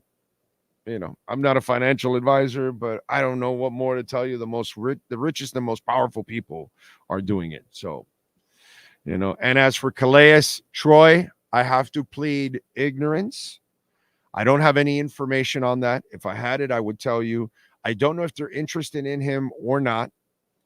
But I will tell you this, Troy. Players like Calais are not added till later on in the offseason. Why? Because when you add an older player and they have to go through all these mini camps, guess what happens? Injuries. And then now you're carrying them medically. So it becomes a cost. And so a lot of these kind of guys like the Calais Campbells of the world, they're signed more closer to training camp because they're veterans. They don't need any of this shit. They've been through it all. They will get adjusted quickly. They only need the real training camp reps. And so you sign them prior to training camp. And that way you've had the whole off season, Troy, to kind of measure your young guys or the veteran guys. And then you kind of say, okay, I like these guys. I don't like this guy. I don't like how he takes care of himself. I don't like how he's not smart enough in the classroom, whatever. Hey, Calais is still available. Let's bring in a veteran that knows, and we can keep him fresh. And so then they'll bring in training camp, and you know what they'll do? They'll give him some practice time during the week, and they won't play him in the games. So then that way you kind of keep him as fresh as possible for the regular season. So usually some of these older guys, they will add them a little closer to training camp. So Calais Campbell purposely may be out there because, one, he wants to be out there. He doesn't mind. He doesn't have to be right now in a camp. And two, a lot of these teams might say, we could be interested, but not right now. Let's not carry these older bodies throughout the whole offseason. So they kind of hold off on that. Okay, just to kind of fill you in on that. Ocala Joe is in the house. Good morning, from a rainy Central Florida, hitting the like button. My brother, it's not like India. It's not like Indonesia. Prayers to those folks. Brazil, prayers. I don't know if you guys follow things that are going on in the world, but India, Indonesia, and Brazil are having floods that are catastrophic. In Brazil, over 500,000 people have been displaced. Okay? I mean, it's bad. It's really, really bad. Okay? I know some of you don't believe in climate change and all that, but if you don't see the amount of change that is going on and the amount of humidity that is now in the air compared to in the past, we've never had these kind of torrential downpours. Okay? And all they say every week is, what's it called? that we have a all-time whatever torrential downpour, and Jesus, what's going on in Tornado Alley and in our country too. My Lord. But yeah. So Ocala Joe, you got some rain, but we got some other folks that are going through a really, really tough one, man. Really, really tough one. Devastating stuff going on in some parts of the world. Really sad. What else do we have here? What these guys get for contracts doesn't matter to me either. I was just curious. No, I got you. No, I get it. He's going to get it either way. It's funny to me, NorCal, how people lose their lunch on this. Like, quarterback contracts are ridiculous. What are you going to do? The only guy is Mahomes that you don't worry about because he's got titles and he's the man. But if you give it to Joe Burrow, yeah, he's fantastic, but he can't stay healthy, right?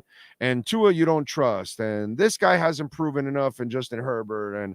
And the Philly kid has kind of also crapped in the bed. And, everybody that gets and Kirk Cousins never gets over the hump. And Lamar Jackson pees in his pants every time in the playoffs. And so we can complain about all of them. Josh Allen doesn't get over the hump, and you pay him all that money. All of them. I can find holes in all their games. It's the funniest shit in the world. But they can all sit in their own cubby hole and just complain about Tua. And it's like, well, don't you think with the Bengals, they're kind of worried that this guy never stays healthy? Justin Herbert's got a bunch of money, and he doesn't win shit.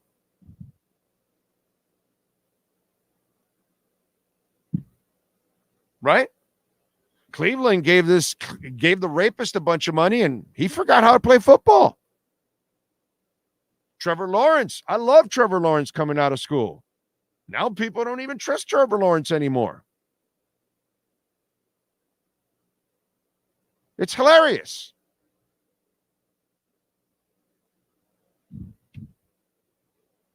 And they're all going to get paid. It's the position. It's a way of life. You can't fight it, bro. Okay? People have been complaining about Kirk Cousins' guaranteed money for years now. They keep giving it to him. There's only a couple of those guys on the planet. And even if they're not Mahomes, you're stuck. You're paying. And so then you got to hope for the best after that. Hilarious. But people are losing sleep, NorCal, on this. And I love it how they lose sleep on our guy. At least our guy has been in an MVP. I'm good with our guy. He'll bring us a Super Bowl. I'm not worried about it. Anyway. Didn't Congress sell the gold and put it in the market? No, we have gold. Now, we don't have like Japan and China and others have been loading up India. People are buying gold, like countries are buying gold like it's going out of style. They're also now buying Bitcoin, by the way. They're now adding it. This just happened now. Just over the last couple of days, Swiss bank UBS, Swiss bank, largest bank in Switzerland, disclosed it holds shares of BlackRock spot Bitcoin ETF. Bank of Montreal, Canada's fourth largest bank, discloses spot Bitcoin holdings. This just came in now. The state of Wisconsin Investment Board discloses buying $99 million worth of BlackRock spot Bitcoin ETF. It's the state of Wisconsin. Because states are going to start. I'm shocked that DeSantis, being a Republican, at least some Republicans actually get Bitcoin. You know what I mean? Most Democrats are evil and they are against Bitcoin. Very few Democrats are in, which I don't understand that part because it's, kind of common sense, but it's weird. So I'm surprised that DeSantis hasn't added Bitcoin to the reserves here for Florida. I'm actually shocked on that one. So yeah, it's crazy what's going on worldwide. They are scrambling behind the scenes.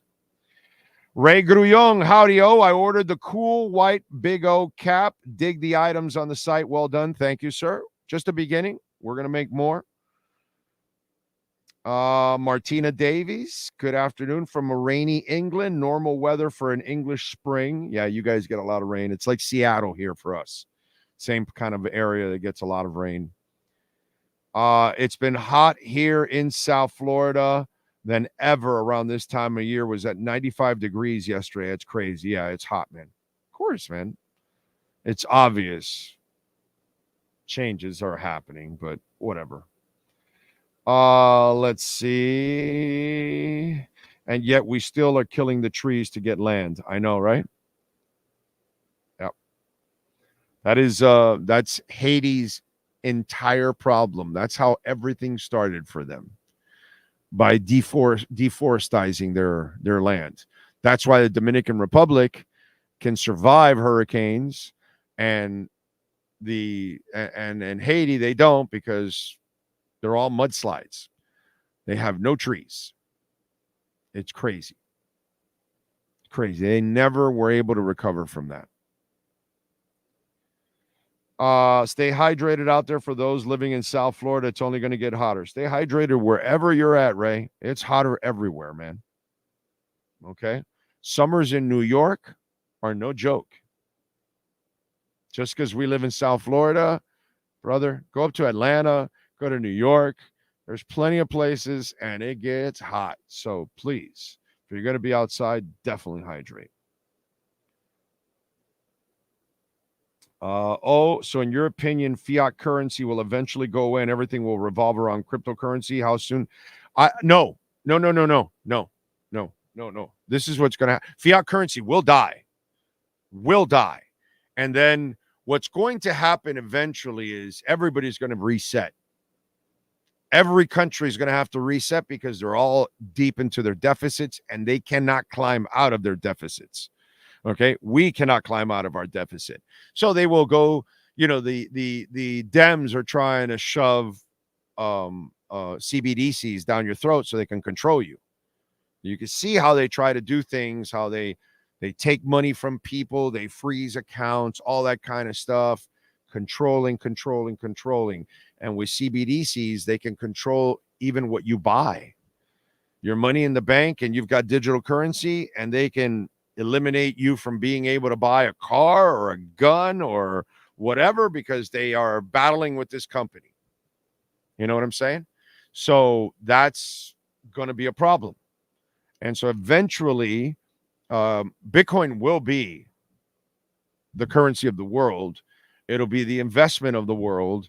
It'll be the thing that'll drive it, but we will have other cryptocurrencies that will also replace, and we're going to have also what's called stable coins.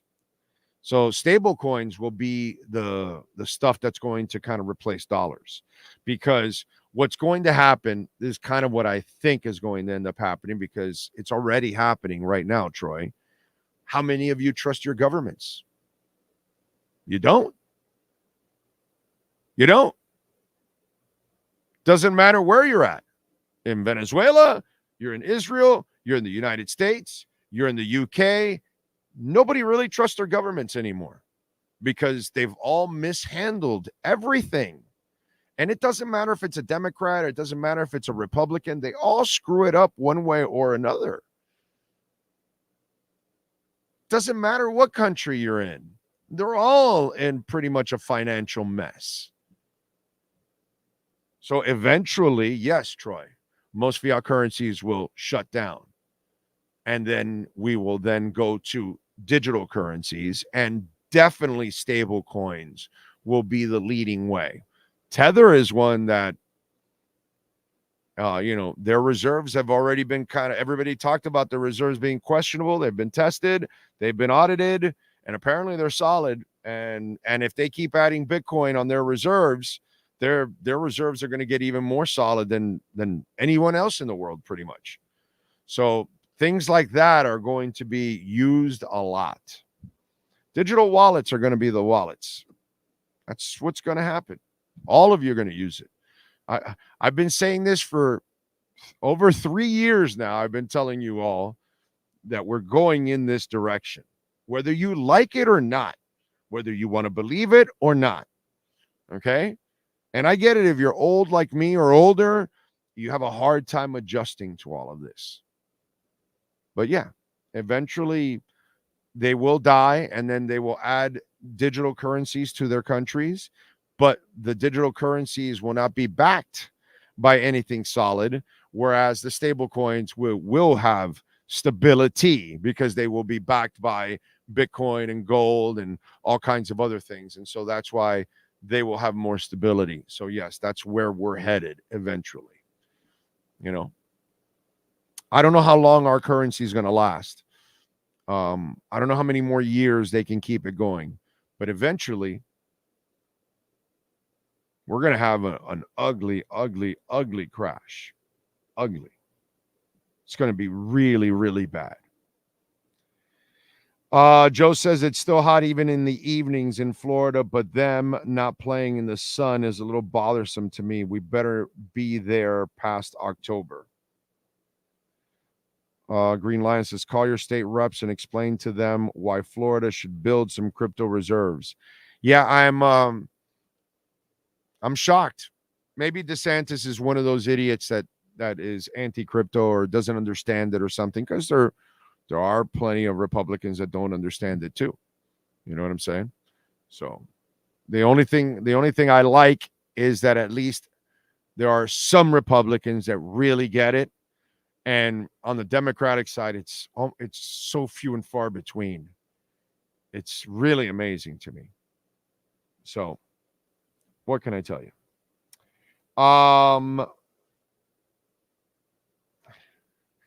Can I, again, a media story that has no Dolphin substance whatsoever, but it gets some of you guys going, and you end up talking about it, and it ends up becoming a completely bullshit story.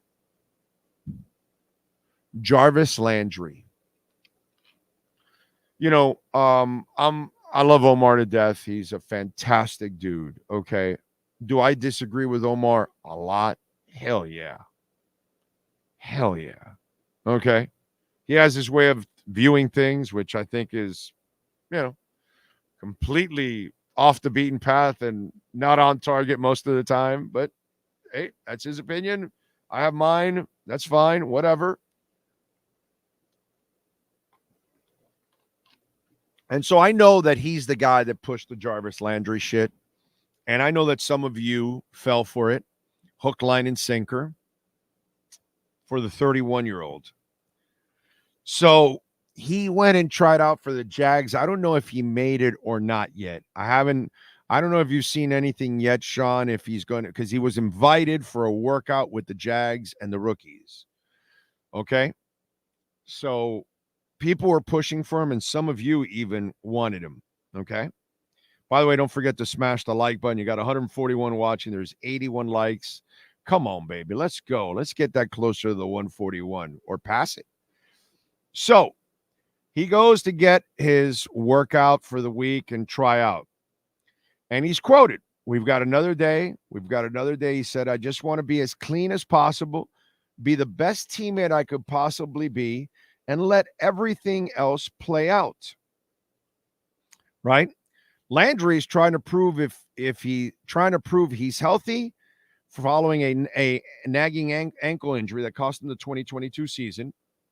He was out of the league last year, insists he's full speed, potentially primed for a 10th NFL season. I just wanted to see if I could really do it, if I still really want to do it, and pushing myself to those limits.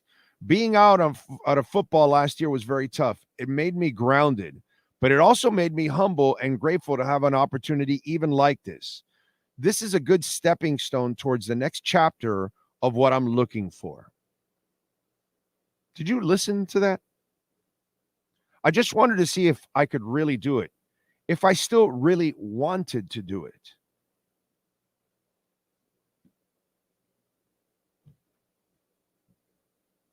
So you're telling me you want to sign a guy, you want to bring a guy on and give him reps over other guys to find out, he wants to find out if he still wants to do it. Not if he can. That's different. They all, older players, out, injury, out for a year, suspension, whatever it is that happened to you. You need to find out if you can still do it. That's fine. I'm good with that. Because, you're coming back from a knee injury. You're coming back from a year off. You were on suspension for gambling, whatever the hell. And you're 31. Wow, did that year change my life? Can I still do it? But if I still really want to do it and pushing myself to those limits, so I'm giving you a tryout so you can work on yourself to find out if you really want to do this. Yeah, no, this isn't mental rehab, bro. This is a football team and you're trying to win. I'm not here trying to find out what your mental state is. If you still want to do this, does that mean in week 3, after you get hit a bunch of times and you're really sore, you're going to call me and say, you know what, coach, I appreciate the opportunity, but I no longer want to do this anymore?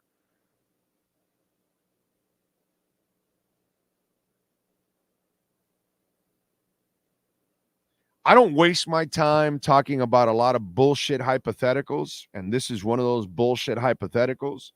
I just kind of laughed at it when it was out there and made fun of it, like I should, because it is ridiculous to even think about bringing Jarvis Landry into this team. Plus, front office did way better in getting Odell Beckham than Jarvis Landry. Jarvis Landry wasn't fast enough as a rookie to be a part of this team. Listen to me. Jarvis Landry wasn't fast enough as a rookie to be a part of this team. This team here, the speed team that Mike McDaniel wants. He wants fast guys. Jarvis Landry was never fast. And so some of you idiots out there want Jarvis Landry at 31 when he's slower, a year out of football, and he doesn't even fit what they want to do here. They want their third guy like Odell Beckham. They want speed. They want the tight end is way faster than Jarvis Landry. Than Jarvis Landry as a rookie. Not now. Jonnu Smith running backwards is faster than Jarvis Landry right now at 31. So some of you, including media, wanted to sign a guy that is trying to find out if he still wants to do it.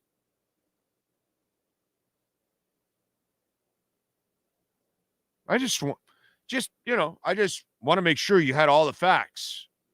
But I don't know, some of you knew that part. I laughed at this entire suggestion, but now I'm dying of laughter.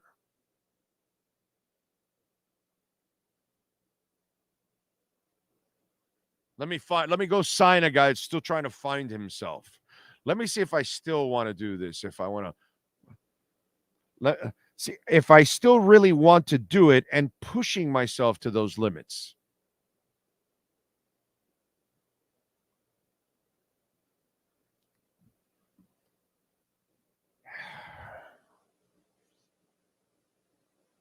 All right. Anyway. Yeah, the Brent Grimes one was also, understand this guy would be taking a roster spot of a young, talented wide receiver that is much better investment at this point. Of course. Well, I don't know, if Omar's friends and he's trying to help his peeps, like you say, Cap for life, that's not a good look. It's not a good look. That's all. We can't do this job. Look, man, if you're going to do this, you got to try to be objective.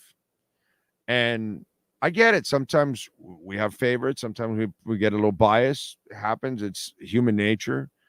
But it can't be like this. It can't be that obvious that you're making suggestions that make no sense and players that really have no business being in football anymore. You know, it reminds me of Mike Campbell from Tom Petty's band, the guitarist. So it's coming up now, the 50th anniversary of Tom Petty and the Heartbreakers. And so they're talking about a celebration, and Mike Campbell is not in for the celebration. He doesn't feel right. And you know why? It shouldn't feel right. There shouldn't be a celebration of, you know why? Because Tom Petty's not around anymore.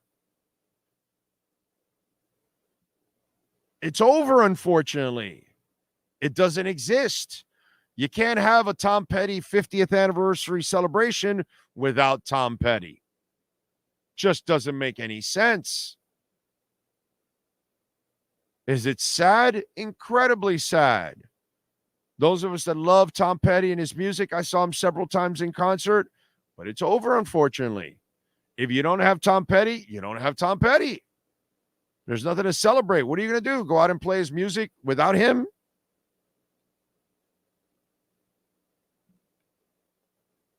It's sad, but you got to let it go. Jarvis Landry's 31 and slower than molasses. He was off of football last year. You got to let it go. And when you hear the whole story, he's still trying to find out if he wants to push himself to these limits. All I can think of every time I say that, I keep thinking of Stallone, pushing to the limit. Dun-dun. That Rocky song. It keeps getting in my mind.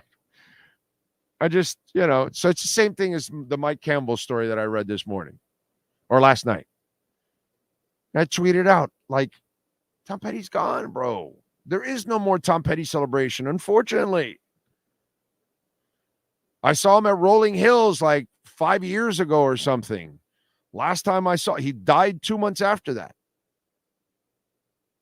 It's over, man. Does it suck? Yeah, it sucks.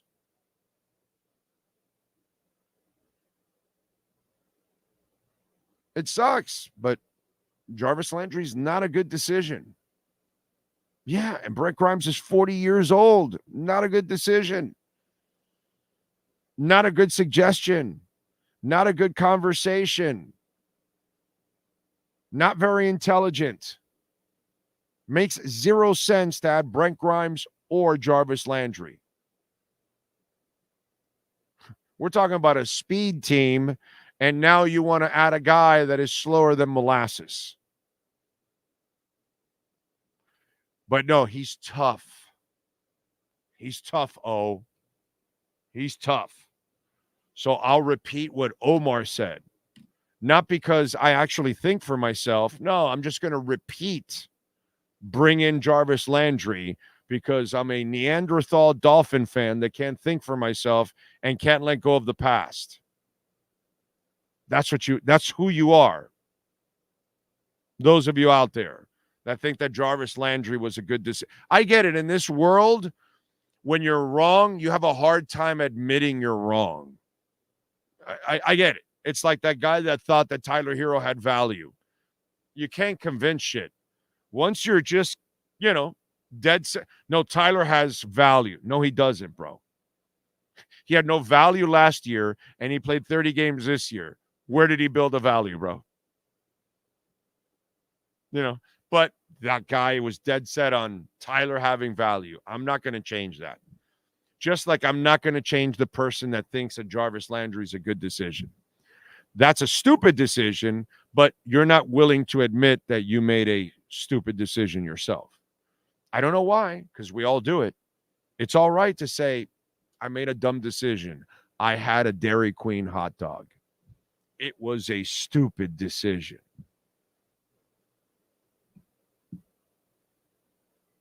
What's wrong with that? So those of you that wanted Jarvis Landry, you made a stupid decision.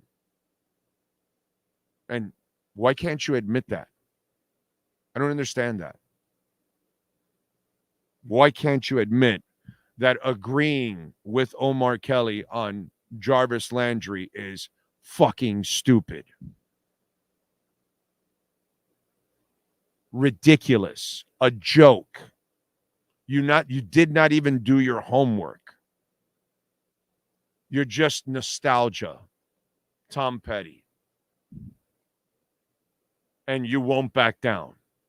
I get it. Even though you're wrong, you won't back down.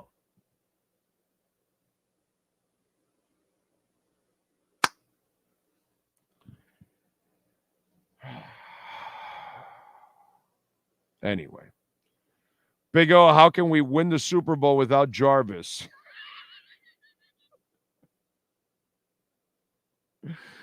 Oh, man.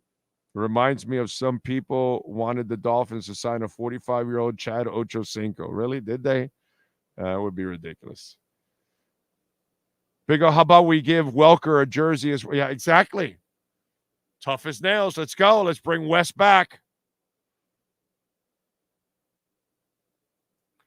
I saw some fans say Tannehill's better than Tua. I mean, there's stupidities everywhere. You know, Big O, you can stand me up at the gates of hell. Just say, but you won't back down. Oh man, too funny. Lionel Messi. He's got something to say, and it's better to burn out than to fade away. No. That's not what I'm talking about. All right. Lionel Messi is disgusted, according to Safadine from USA Today, the Messi beat writer, even though he has no access to Messi. So anyway, I love that part. Messi is disgusted with Major League Soccer's new injury rule is one thing. He openly criticized the rule was quite eye-opening, wrote Safadine. Messi waited impatiently on the sidelines, eager to return to action before halftime of last Saturday's game against Montreal. After being treated on the field for a left leg injury, Messi looked directly towards the camera and sent a message to the MLS. This sitting out 2 minutes before returning injury rule needs some work. With these type of rules, Messi shook his head. The second part of Messi's statement was hard to decipher. It's going bad. We're doing badly. We're going in a bad direction. It wasn't positive or in favor of the rule, that's for sure. So now Messi finds himself in a camera's view, so many adoring fans on a day-to-day basis. He humbly greets them with a smile, a wave, sometimes a hug for a young fan who steals one, and mostly never uttering a word during viral interactions or even with the media. Ask Safid, who he never talks to. But in this moment, Messi sought out the camera, looked right into it, and voiced his disapproval directly with the MLS. This rule needs some work when the greatest player in the world who rarely voices his opinion feels audacious enough to openly share his displeasure. MLS has not yet responded to a request by USA Today on Monday for further comment on Messi's opposition. So, they kind of felt penalized because they were on a 10-11. Messi received medical treatment on his left leg after being tackled by George Campbell. Didn't get a yellow card. Messi was ready to return to action after walking to the sideline on his own to observe the 2-minute wait. The situation left Miami down a man on the field. By the way, the same shit happened when we were waiting for the change for the other guy too. And it is a bad rule. Messi's got a point. You know, you gave the other team an advantage for 2 minutes that it was 10 versus 11. That's a pain in the ass because for 2 minutes, you now have to play more of a defensive role because you're with 10 guys. And you might get a shot to counter, but again, you have to be very careful the way you do it. And I would agree with Messi 100% on this. It's a terrible rule. The MLS, their salary rules were all screwed up, but I get it because they didn't want it to get out of control. And then all of a sudden they have a bunch of people losing money and teams go out of business, all that. So they kind of kept everything down so they can keep it manageable. But now you've got to loosen up the rules, and now you can start allowing more international players. Well, same thing here. You have this rule which creates a disadvantage for the team that has a player because he was injured. Now you're making him wait 2 more minutes. If he's ready to come back, let him get right back in there, dude. You've been at a disadvantage while he's been down. You're going to add 2 more minutes to the disadvantage? That makes 0 sense.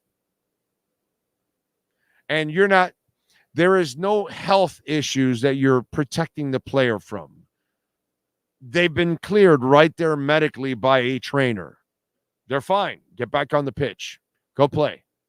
So waiting an extra 2 minutes is not going to save any player from any kind of injury. So good for Messi that he's complaining. You need some of the guys with actual power to complain. That would make it a lot better. Yes, sir. No, I just wanted to, did they put that in there so that when they do the fake injuries at the end of the game to keep the clock running?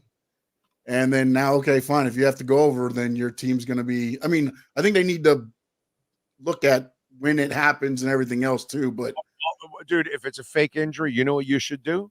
Yellow or red card his ass. Okay? If you think they're faking it, then yellow or red card his ass, because flopping should not be part of. So if you did that and you're trying to draw a card on the opponent, because that's what you're talking about, and so what are you going to do then? And if you all of a sudden just get up and start playing because you need to, like we see it all the time, then we know you're faking it. Give his ass a yellow card or a red card, and that's it. And that shit will stop right away. But Messi was legit injured. Let me just add insult to injury right now on top of all of this with Messi. Okay? Messi was dying to get back on the pitch. You were making the bitch wait for 2 minutes on the sideline. That guy was dying to get on the pitch. You couldn't keep him off the pitch for 2 minutes. Meanwhile, Jimmy Butler takes off an entire regular season. How about them apples, Jimmy Butler? Messi is older than you. He's 36. He wants to play every game. The reason why they're the best team in the league, Lionel Messi. The reason why they're the best team in the league, Lionel Messi plays. The reason why they're the best team in the league, because Lionel Messi doesn't even want to be off the goddamn pitch for 2 minutes. Meanwhile, we got a basketball player in town that wants to coast the entire regular season. The entire goddamn season. Messi could easily coast here, take whatever days off he wants, take off half a game if he felt like it. He could do all the shit that Jimmy Butler's doing, and he never does it. He wants to play through injury. He wants to play 120 minutes if that's what it takes to play the damn game like he did last year. That you're like, yo, bro, aren't you going to take this guy off? It's 100 and some minutes. He's playing right through it. This guy got pissed off that you kept him off the pitch for 2 minutes. Jimmy Butler would have been negotiating for 2 more years.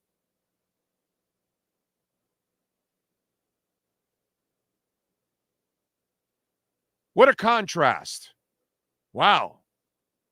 Maybe that's why one's going to win a title and the other one isn't.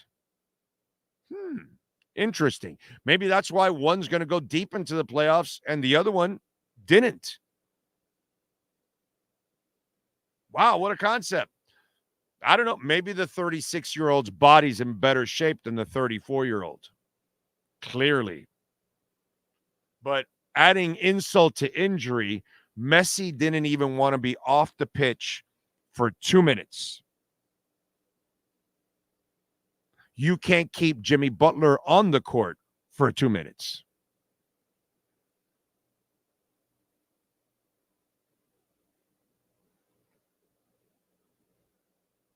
It's been a great run, Jimmy, but you're not getting the breaks here that others will give you. You got your break last year with Giannis. You got the break in the bubble, and I guess that kind of like masks everything. You've been to 2 finals. But, you know, it's kind of like we have a lot of people in the Heat Nation that they didn't really understand what went on in the Celtics series. You know, they actually thought that, you know, that second game was something impressive. No, it was more about the Boston Celtics not taking you serious in the second half of game 1 and laughing at you in game 2 and saying, yeah, we don't take these guys serious. And that's why they won. That's all. Nothing more, nothing less. A letdown by the Celtics, because that's what they do constantly. That's who they are. But we don't want to talk about the truth here, you know, just like Jimmy Butler. Let's talk about the truth. Lionel Messi did not want to be off the pitch for 2 minutes. He's pissed about keeping him off the pitch for 2 minutes.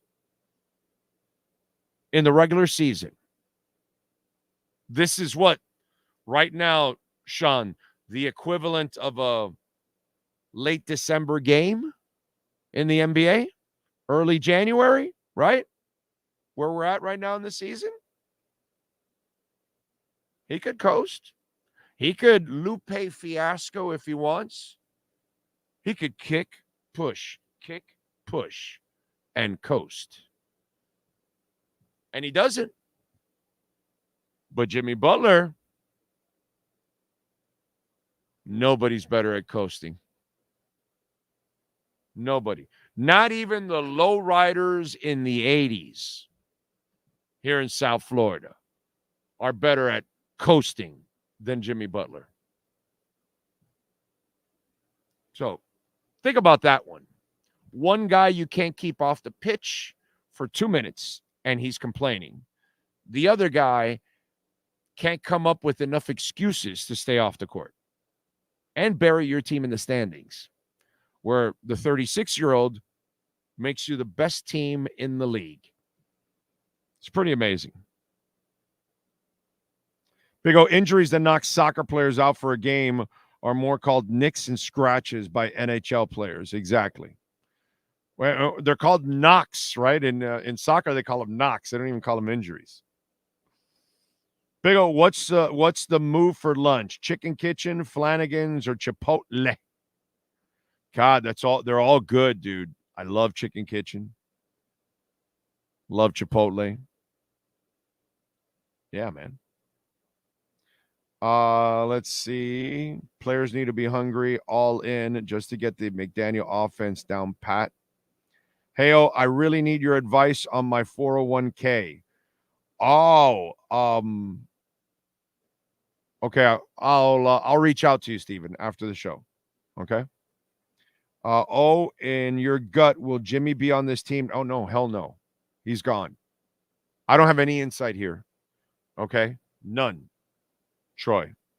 So this is a pure guess on my part. Being around Riley, I think he's seen enough. I think he wants to move on. And I would hope, God, I hate to say it this way.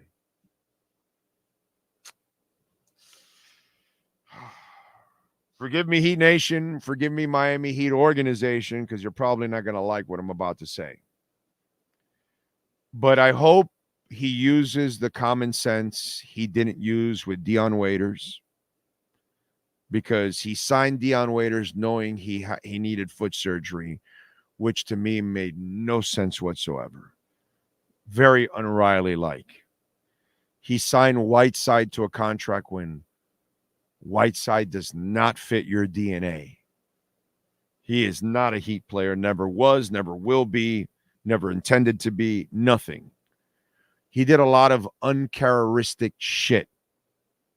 He's done a lot of unRiley, uncharacteristic shit over the last 10 years that, you're drafting a player to appease LeBron. He doesn't do that shit. This stuff about the writers telling me, and it doesn't matter if it was Ira or Chang, it doesn't matter. You can't move Tyler to the bench because they're worried about his feelings because he wants to be a starter.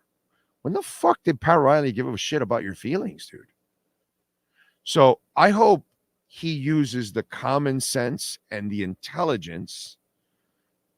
Sorry that they've lacked in the last 10 years at times.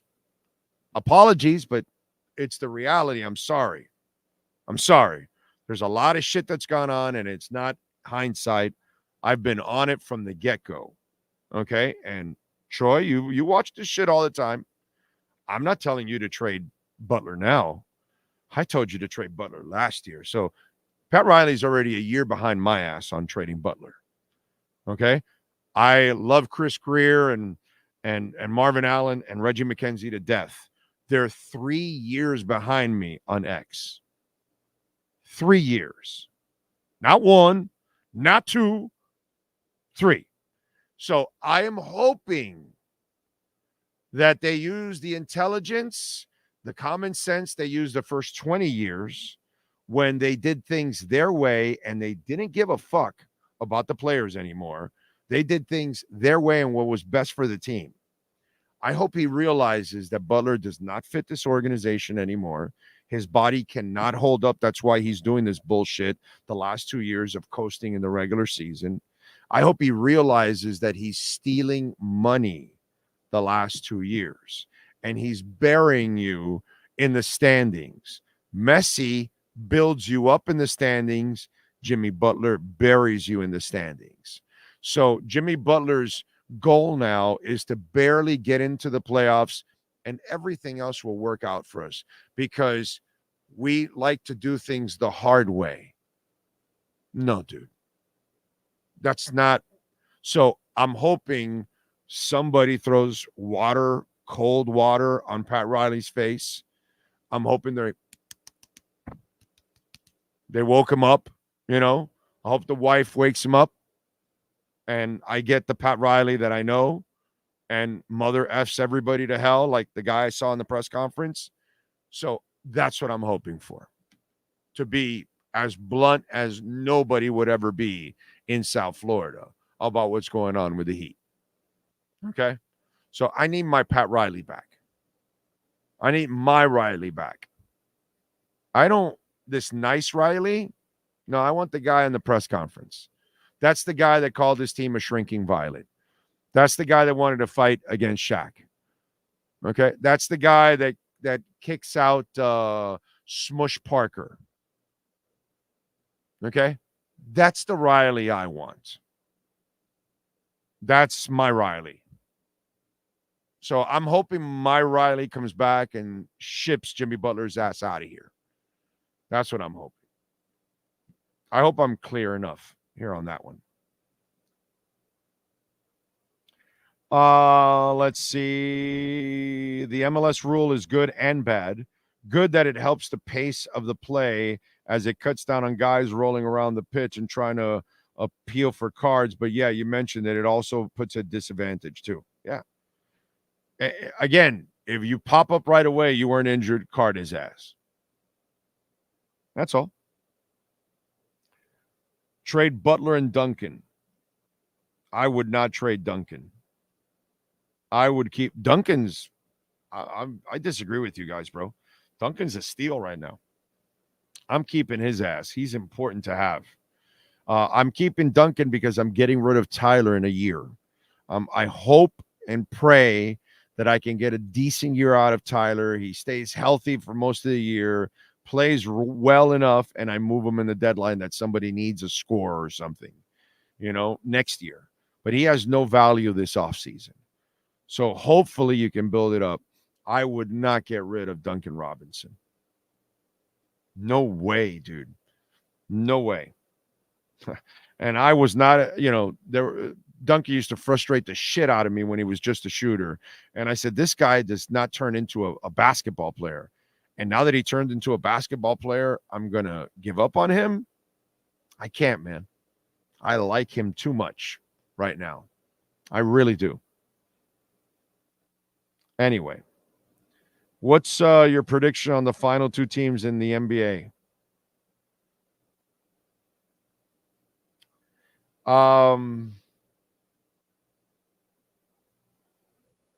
Definitely Boston. They have no excuse not to be there. I know they have their lapses, but they should be there. It's the Western Conference one that I have a problem with because how good is Minnesota? I know Denver's great, and they can be great.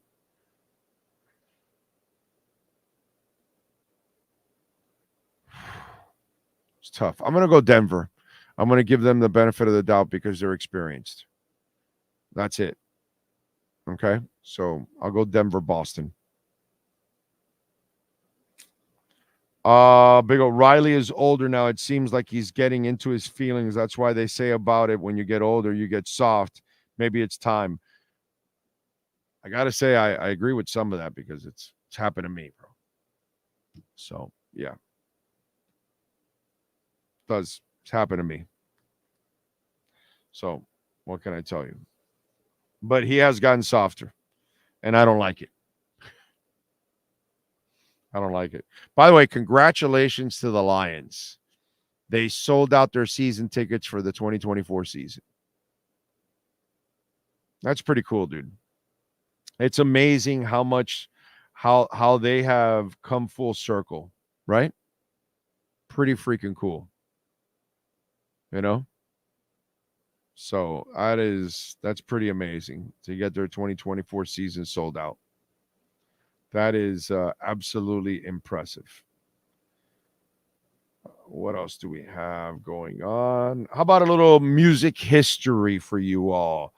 In 1988, the Atlantic Records 40th anniversary celebration was held at New York's Madison Square Garden and saw surviving members of Led Zeppelin reunite with Jason Bonham on drums. In 2008, Metallica kicked off a 26-date North American and European tour at LA's Wiltern Theater. In 1976, Yardbird singer Keith Ralph died at the age of 33 after getting electrocuted while tuning a guitar that was not properly grounded. The accident happened at his London home. What a way to go. In 2004, Coldplay singer Chris Martin became a proud father when his then wife, Gwyneth Paltrow, gave birth to a baby girl named Apple. In 2002, We Will Rock You, the musical using songs by Queen, opened up in the West End of London. And that, my friends, is what happened in music history. How about some birthdays today? Let's do it. We start with Miranda Cosgrove. She is 31. For you kiddies out there. What's Amanda, right? It was just called the Amanda Show, right? I think, right? That's where she was at. I know my daughter used to watch it all the time. Rob Gronkowski is 35. Mark Zuckerberg, Facebook, Meta, whatever, is 40. Kate Blanchett, movie actress, is 55. George Lucas is 80. Sofia Coppola is 53.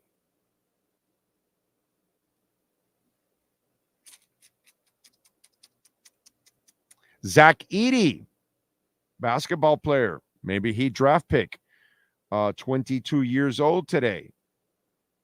People think he's going to drop somewhere in the teens and 20s. So Miami could have a shot at him. I know Riley would definitely want a big-ass center. He loves that shit. Let me see. And that would allow Bam to play the 4. Greg Davies, comedian, is 56. Bobby Darin, born on this date in 36, lost him in 73. For any of you classic folks out there with the little Dream Lover. Mac the Knife too, right? I think he had. Let's go to musicians born on this date. See if I have any that Dan Auerbach. There we go, from the Black Keys. He was born on this date in 1979.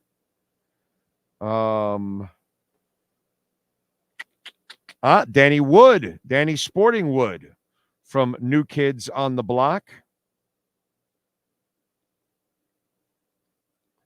Mike Allison Chains also worked with Ozzy Osbourne from 89 to 93. And Slash's Snake Pit too, and Black Label Society and Heart. He's got a little bit of credentials, in other words. You know. Fabrice Morvan celebrating a birthday today. He is a singer from the German R&B duo Girl, You Know It's True. Ooh, ooh, ooh. I love you. That's right. One of the Milli Vanillis. The one that's alive. In 1962, on this date, C.C. DeVille, lead guitarist for Poison, was born. Ian Astbury, lead singer for The Cult, was born on this date in 62. Let's see. David Byrne, Talking Heads. Yes, sir. Born in 1952, lead singer, Talking Heads. A lot of people today born, huh? A lot of rockers were born today. Pretty good day for rockers. Gene Cornish, born on this date in 46 for the Rascals.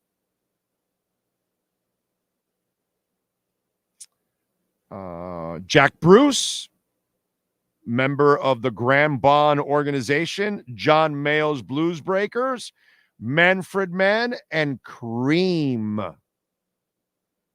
I think you guys may know who Jack Bruce is, those of you that are hardcore like I am. What else do we have? Bobby Darin, I already mentioned on this list. That's it. That'll do. That is it. Sean, any wrestlers that we did not mention today? There is Dr. Death Steve Williams, Vader, and Zack Ryder, who is now known as Matt Cardona. Darth Vader? So he's a wrestler and Vader. Oh, okay. All right. It's going, Vader gets around, bro. I had no idea that he was, a wrestler. When did you talk about the Panthers? You know what? We talked in passing today about the Panthers, but we really haven't talked a lot about the Panthers going for the closeout today. We kind of talked about it in passing. I did it in the update, but there hasn't been a lot of Panther talk. No real suspensions. Injury wise, I don't know. I have not checked out to see if there's anything, any news. Check it out for me there, Sean, if there's anything, but we haven't really talked much about it. Can't wait for it because obviously, as I told somebody on Twitter the other night, it looked to me like they broke their will because they tried to get tough with them, and the Panthers are tougher. The Panthers are better skaters. The Panthers are better scorers. Boston can't get any shots off. I mean, Jesus Christ, dude. They in the last game, Bob had 16 saves. Swayman had 38. That's just stupid. That makes no sense whatsoever. Let's see, where was it? Bob, in the game they won 16-1, had 14 saves. They've been the better team, period. They can complain about the Sam Bennett stuff if they want. Whatever, dude. It's hockey. It's physical. You want to get nasty. They were the ones that wanted revenge from last year and all that bullshit. The Panthers, we all knew that it was going to be the tougher matchup. We talked about that earlier. We all knew it would be the tougher matchup. Actually, I did go into it a little bit on that. And we ended up with Boston instead of Toronto, just like we're probably going to end up with the Rangers instead of Carolina. It is what it is, dude. You got to go out there and get it done, you know? And to me, that the Boston people can complain all they want. What is flat out obvious is that the Panthers are way better, bro. We're limiting their best players in shots. We're limiting their entire team with shots. Bob has played a fantastic series so far. We can score. You know, it's been awesome. It's been awesome. And what we couldn't do 3, 4, 5 years ago, they could never punch anybody back in the mouth. Now they can handle any kind of physical play you want.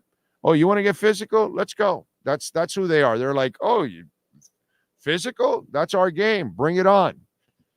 Fast? That's our game. Scoring? That's our game. They're loaded with stars. That's what the Heat lacks. Stars. Inter Miami? Stars. Dolphins? Stars. Dolphins just got to put it together, but you see it with the Panthers and you see it with Inter Miami. They're our best teams right now with a shot to win the title. Why? Because they're led by a bunch of stars, not just one. So if it's not Kachuk, it's Verhaeghe. If it's not Verhaeghe, it's Reinhardt. It's Tarasenko. It's Barkov. You know, it's Messi. It's Suarez. I mean, you know, it's Gomez. It's Kremasky. It's, what's the name of the kid that scored the other night? Rojas. What a goal by Rojas. Holy shit, dude. That was a goal. They got the players, man. Panthers have got the players. They got the team. They got the ownership. They got the front office. They got the coach. Everything is there. Drake or Kendrick? I'm a Kendrick guy more than Drake. So, you know, and not that I'm a big fan of either one, but I kind of like Kendrick's music. Yes, sir. Marchand is out again. Well, you were prepared to deliver a blow, weren't you? Yeah, you know. All right, tough guy. There you go. You know. Be careful. There's always somebody tougher than you. And Bennett is probably one of those guys. Don't forget our merchandise shop. It is bigoradioshow.myshopify.com. And support the show there. All kinds of shirts, 305 shirts with different team colors. We've got the blind ass fan shirts, Bitcoin, Big O Bitcoin shirts, Big O Bitcoin hats, regular Big O show hats, all that kind of stuff. So check it out. All right. Appreciate all of you out there. We thank David Furones, Manny Navaro, Sean Stanley. We thank all of you that tuned in. By the way, let me make sure before I go that there are no Cash Apps or Venmos. Remember, Cash App or Venmo at Cash Big O Show. That's Cash Big O Show. You can make a Bitcoin donation and everything. Bitcoin is at 61,490.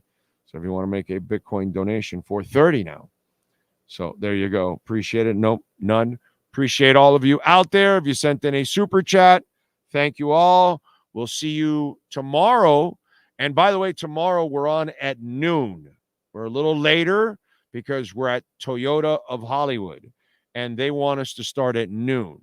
Okay. And remember, if you want to be a part of our platform and you want to be one of our sponsors and maybe you want us broadcasting live at your place and we'll broadcast at the time that not just because our show normally starts at 10 a.m., we will adjust for our sponsors if they want to.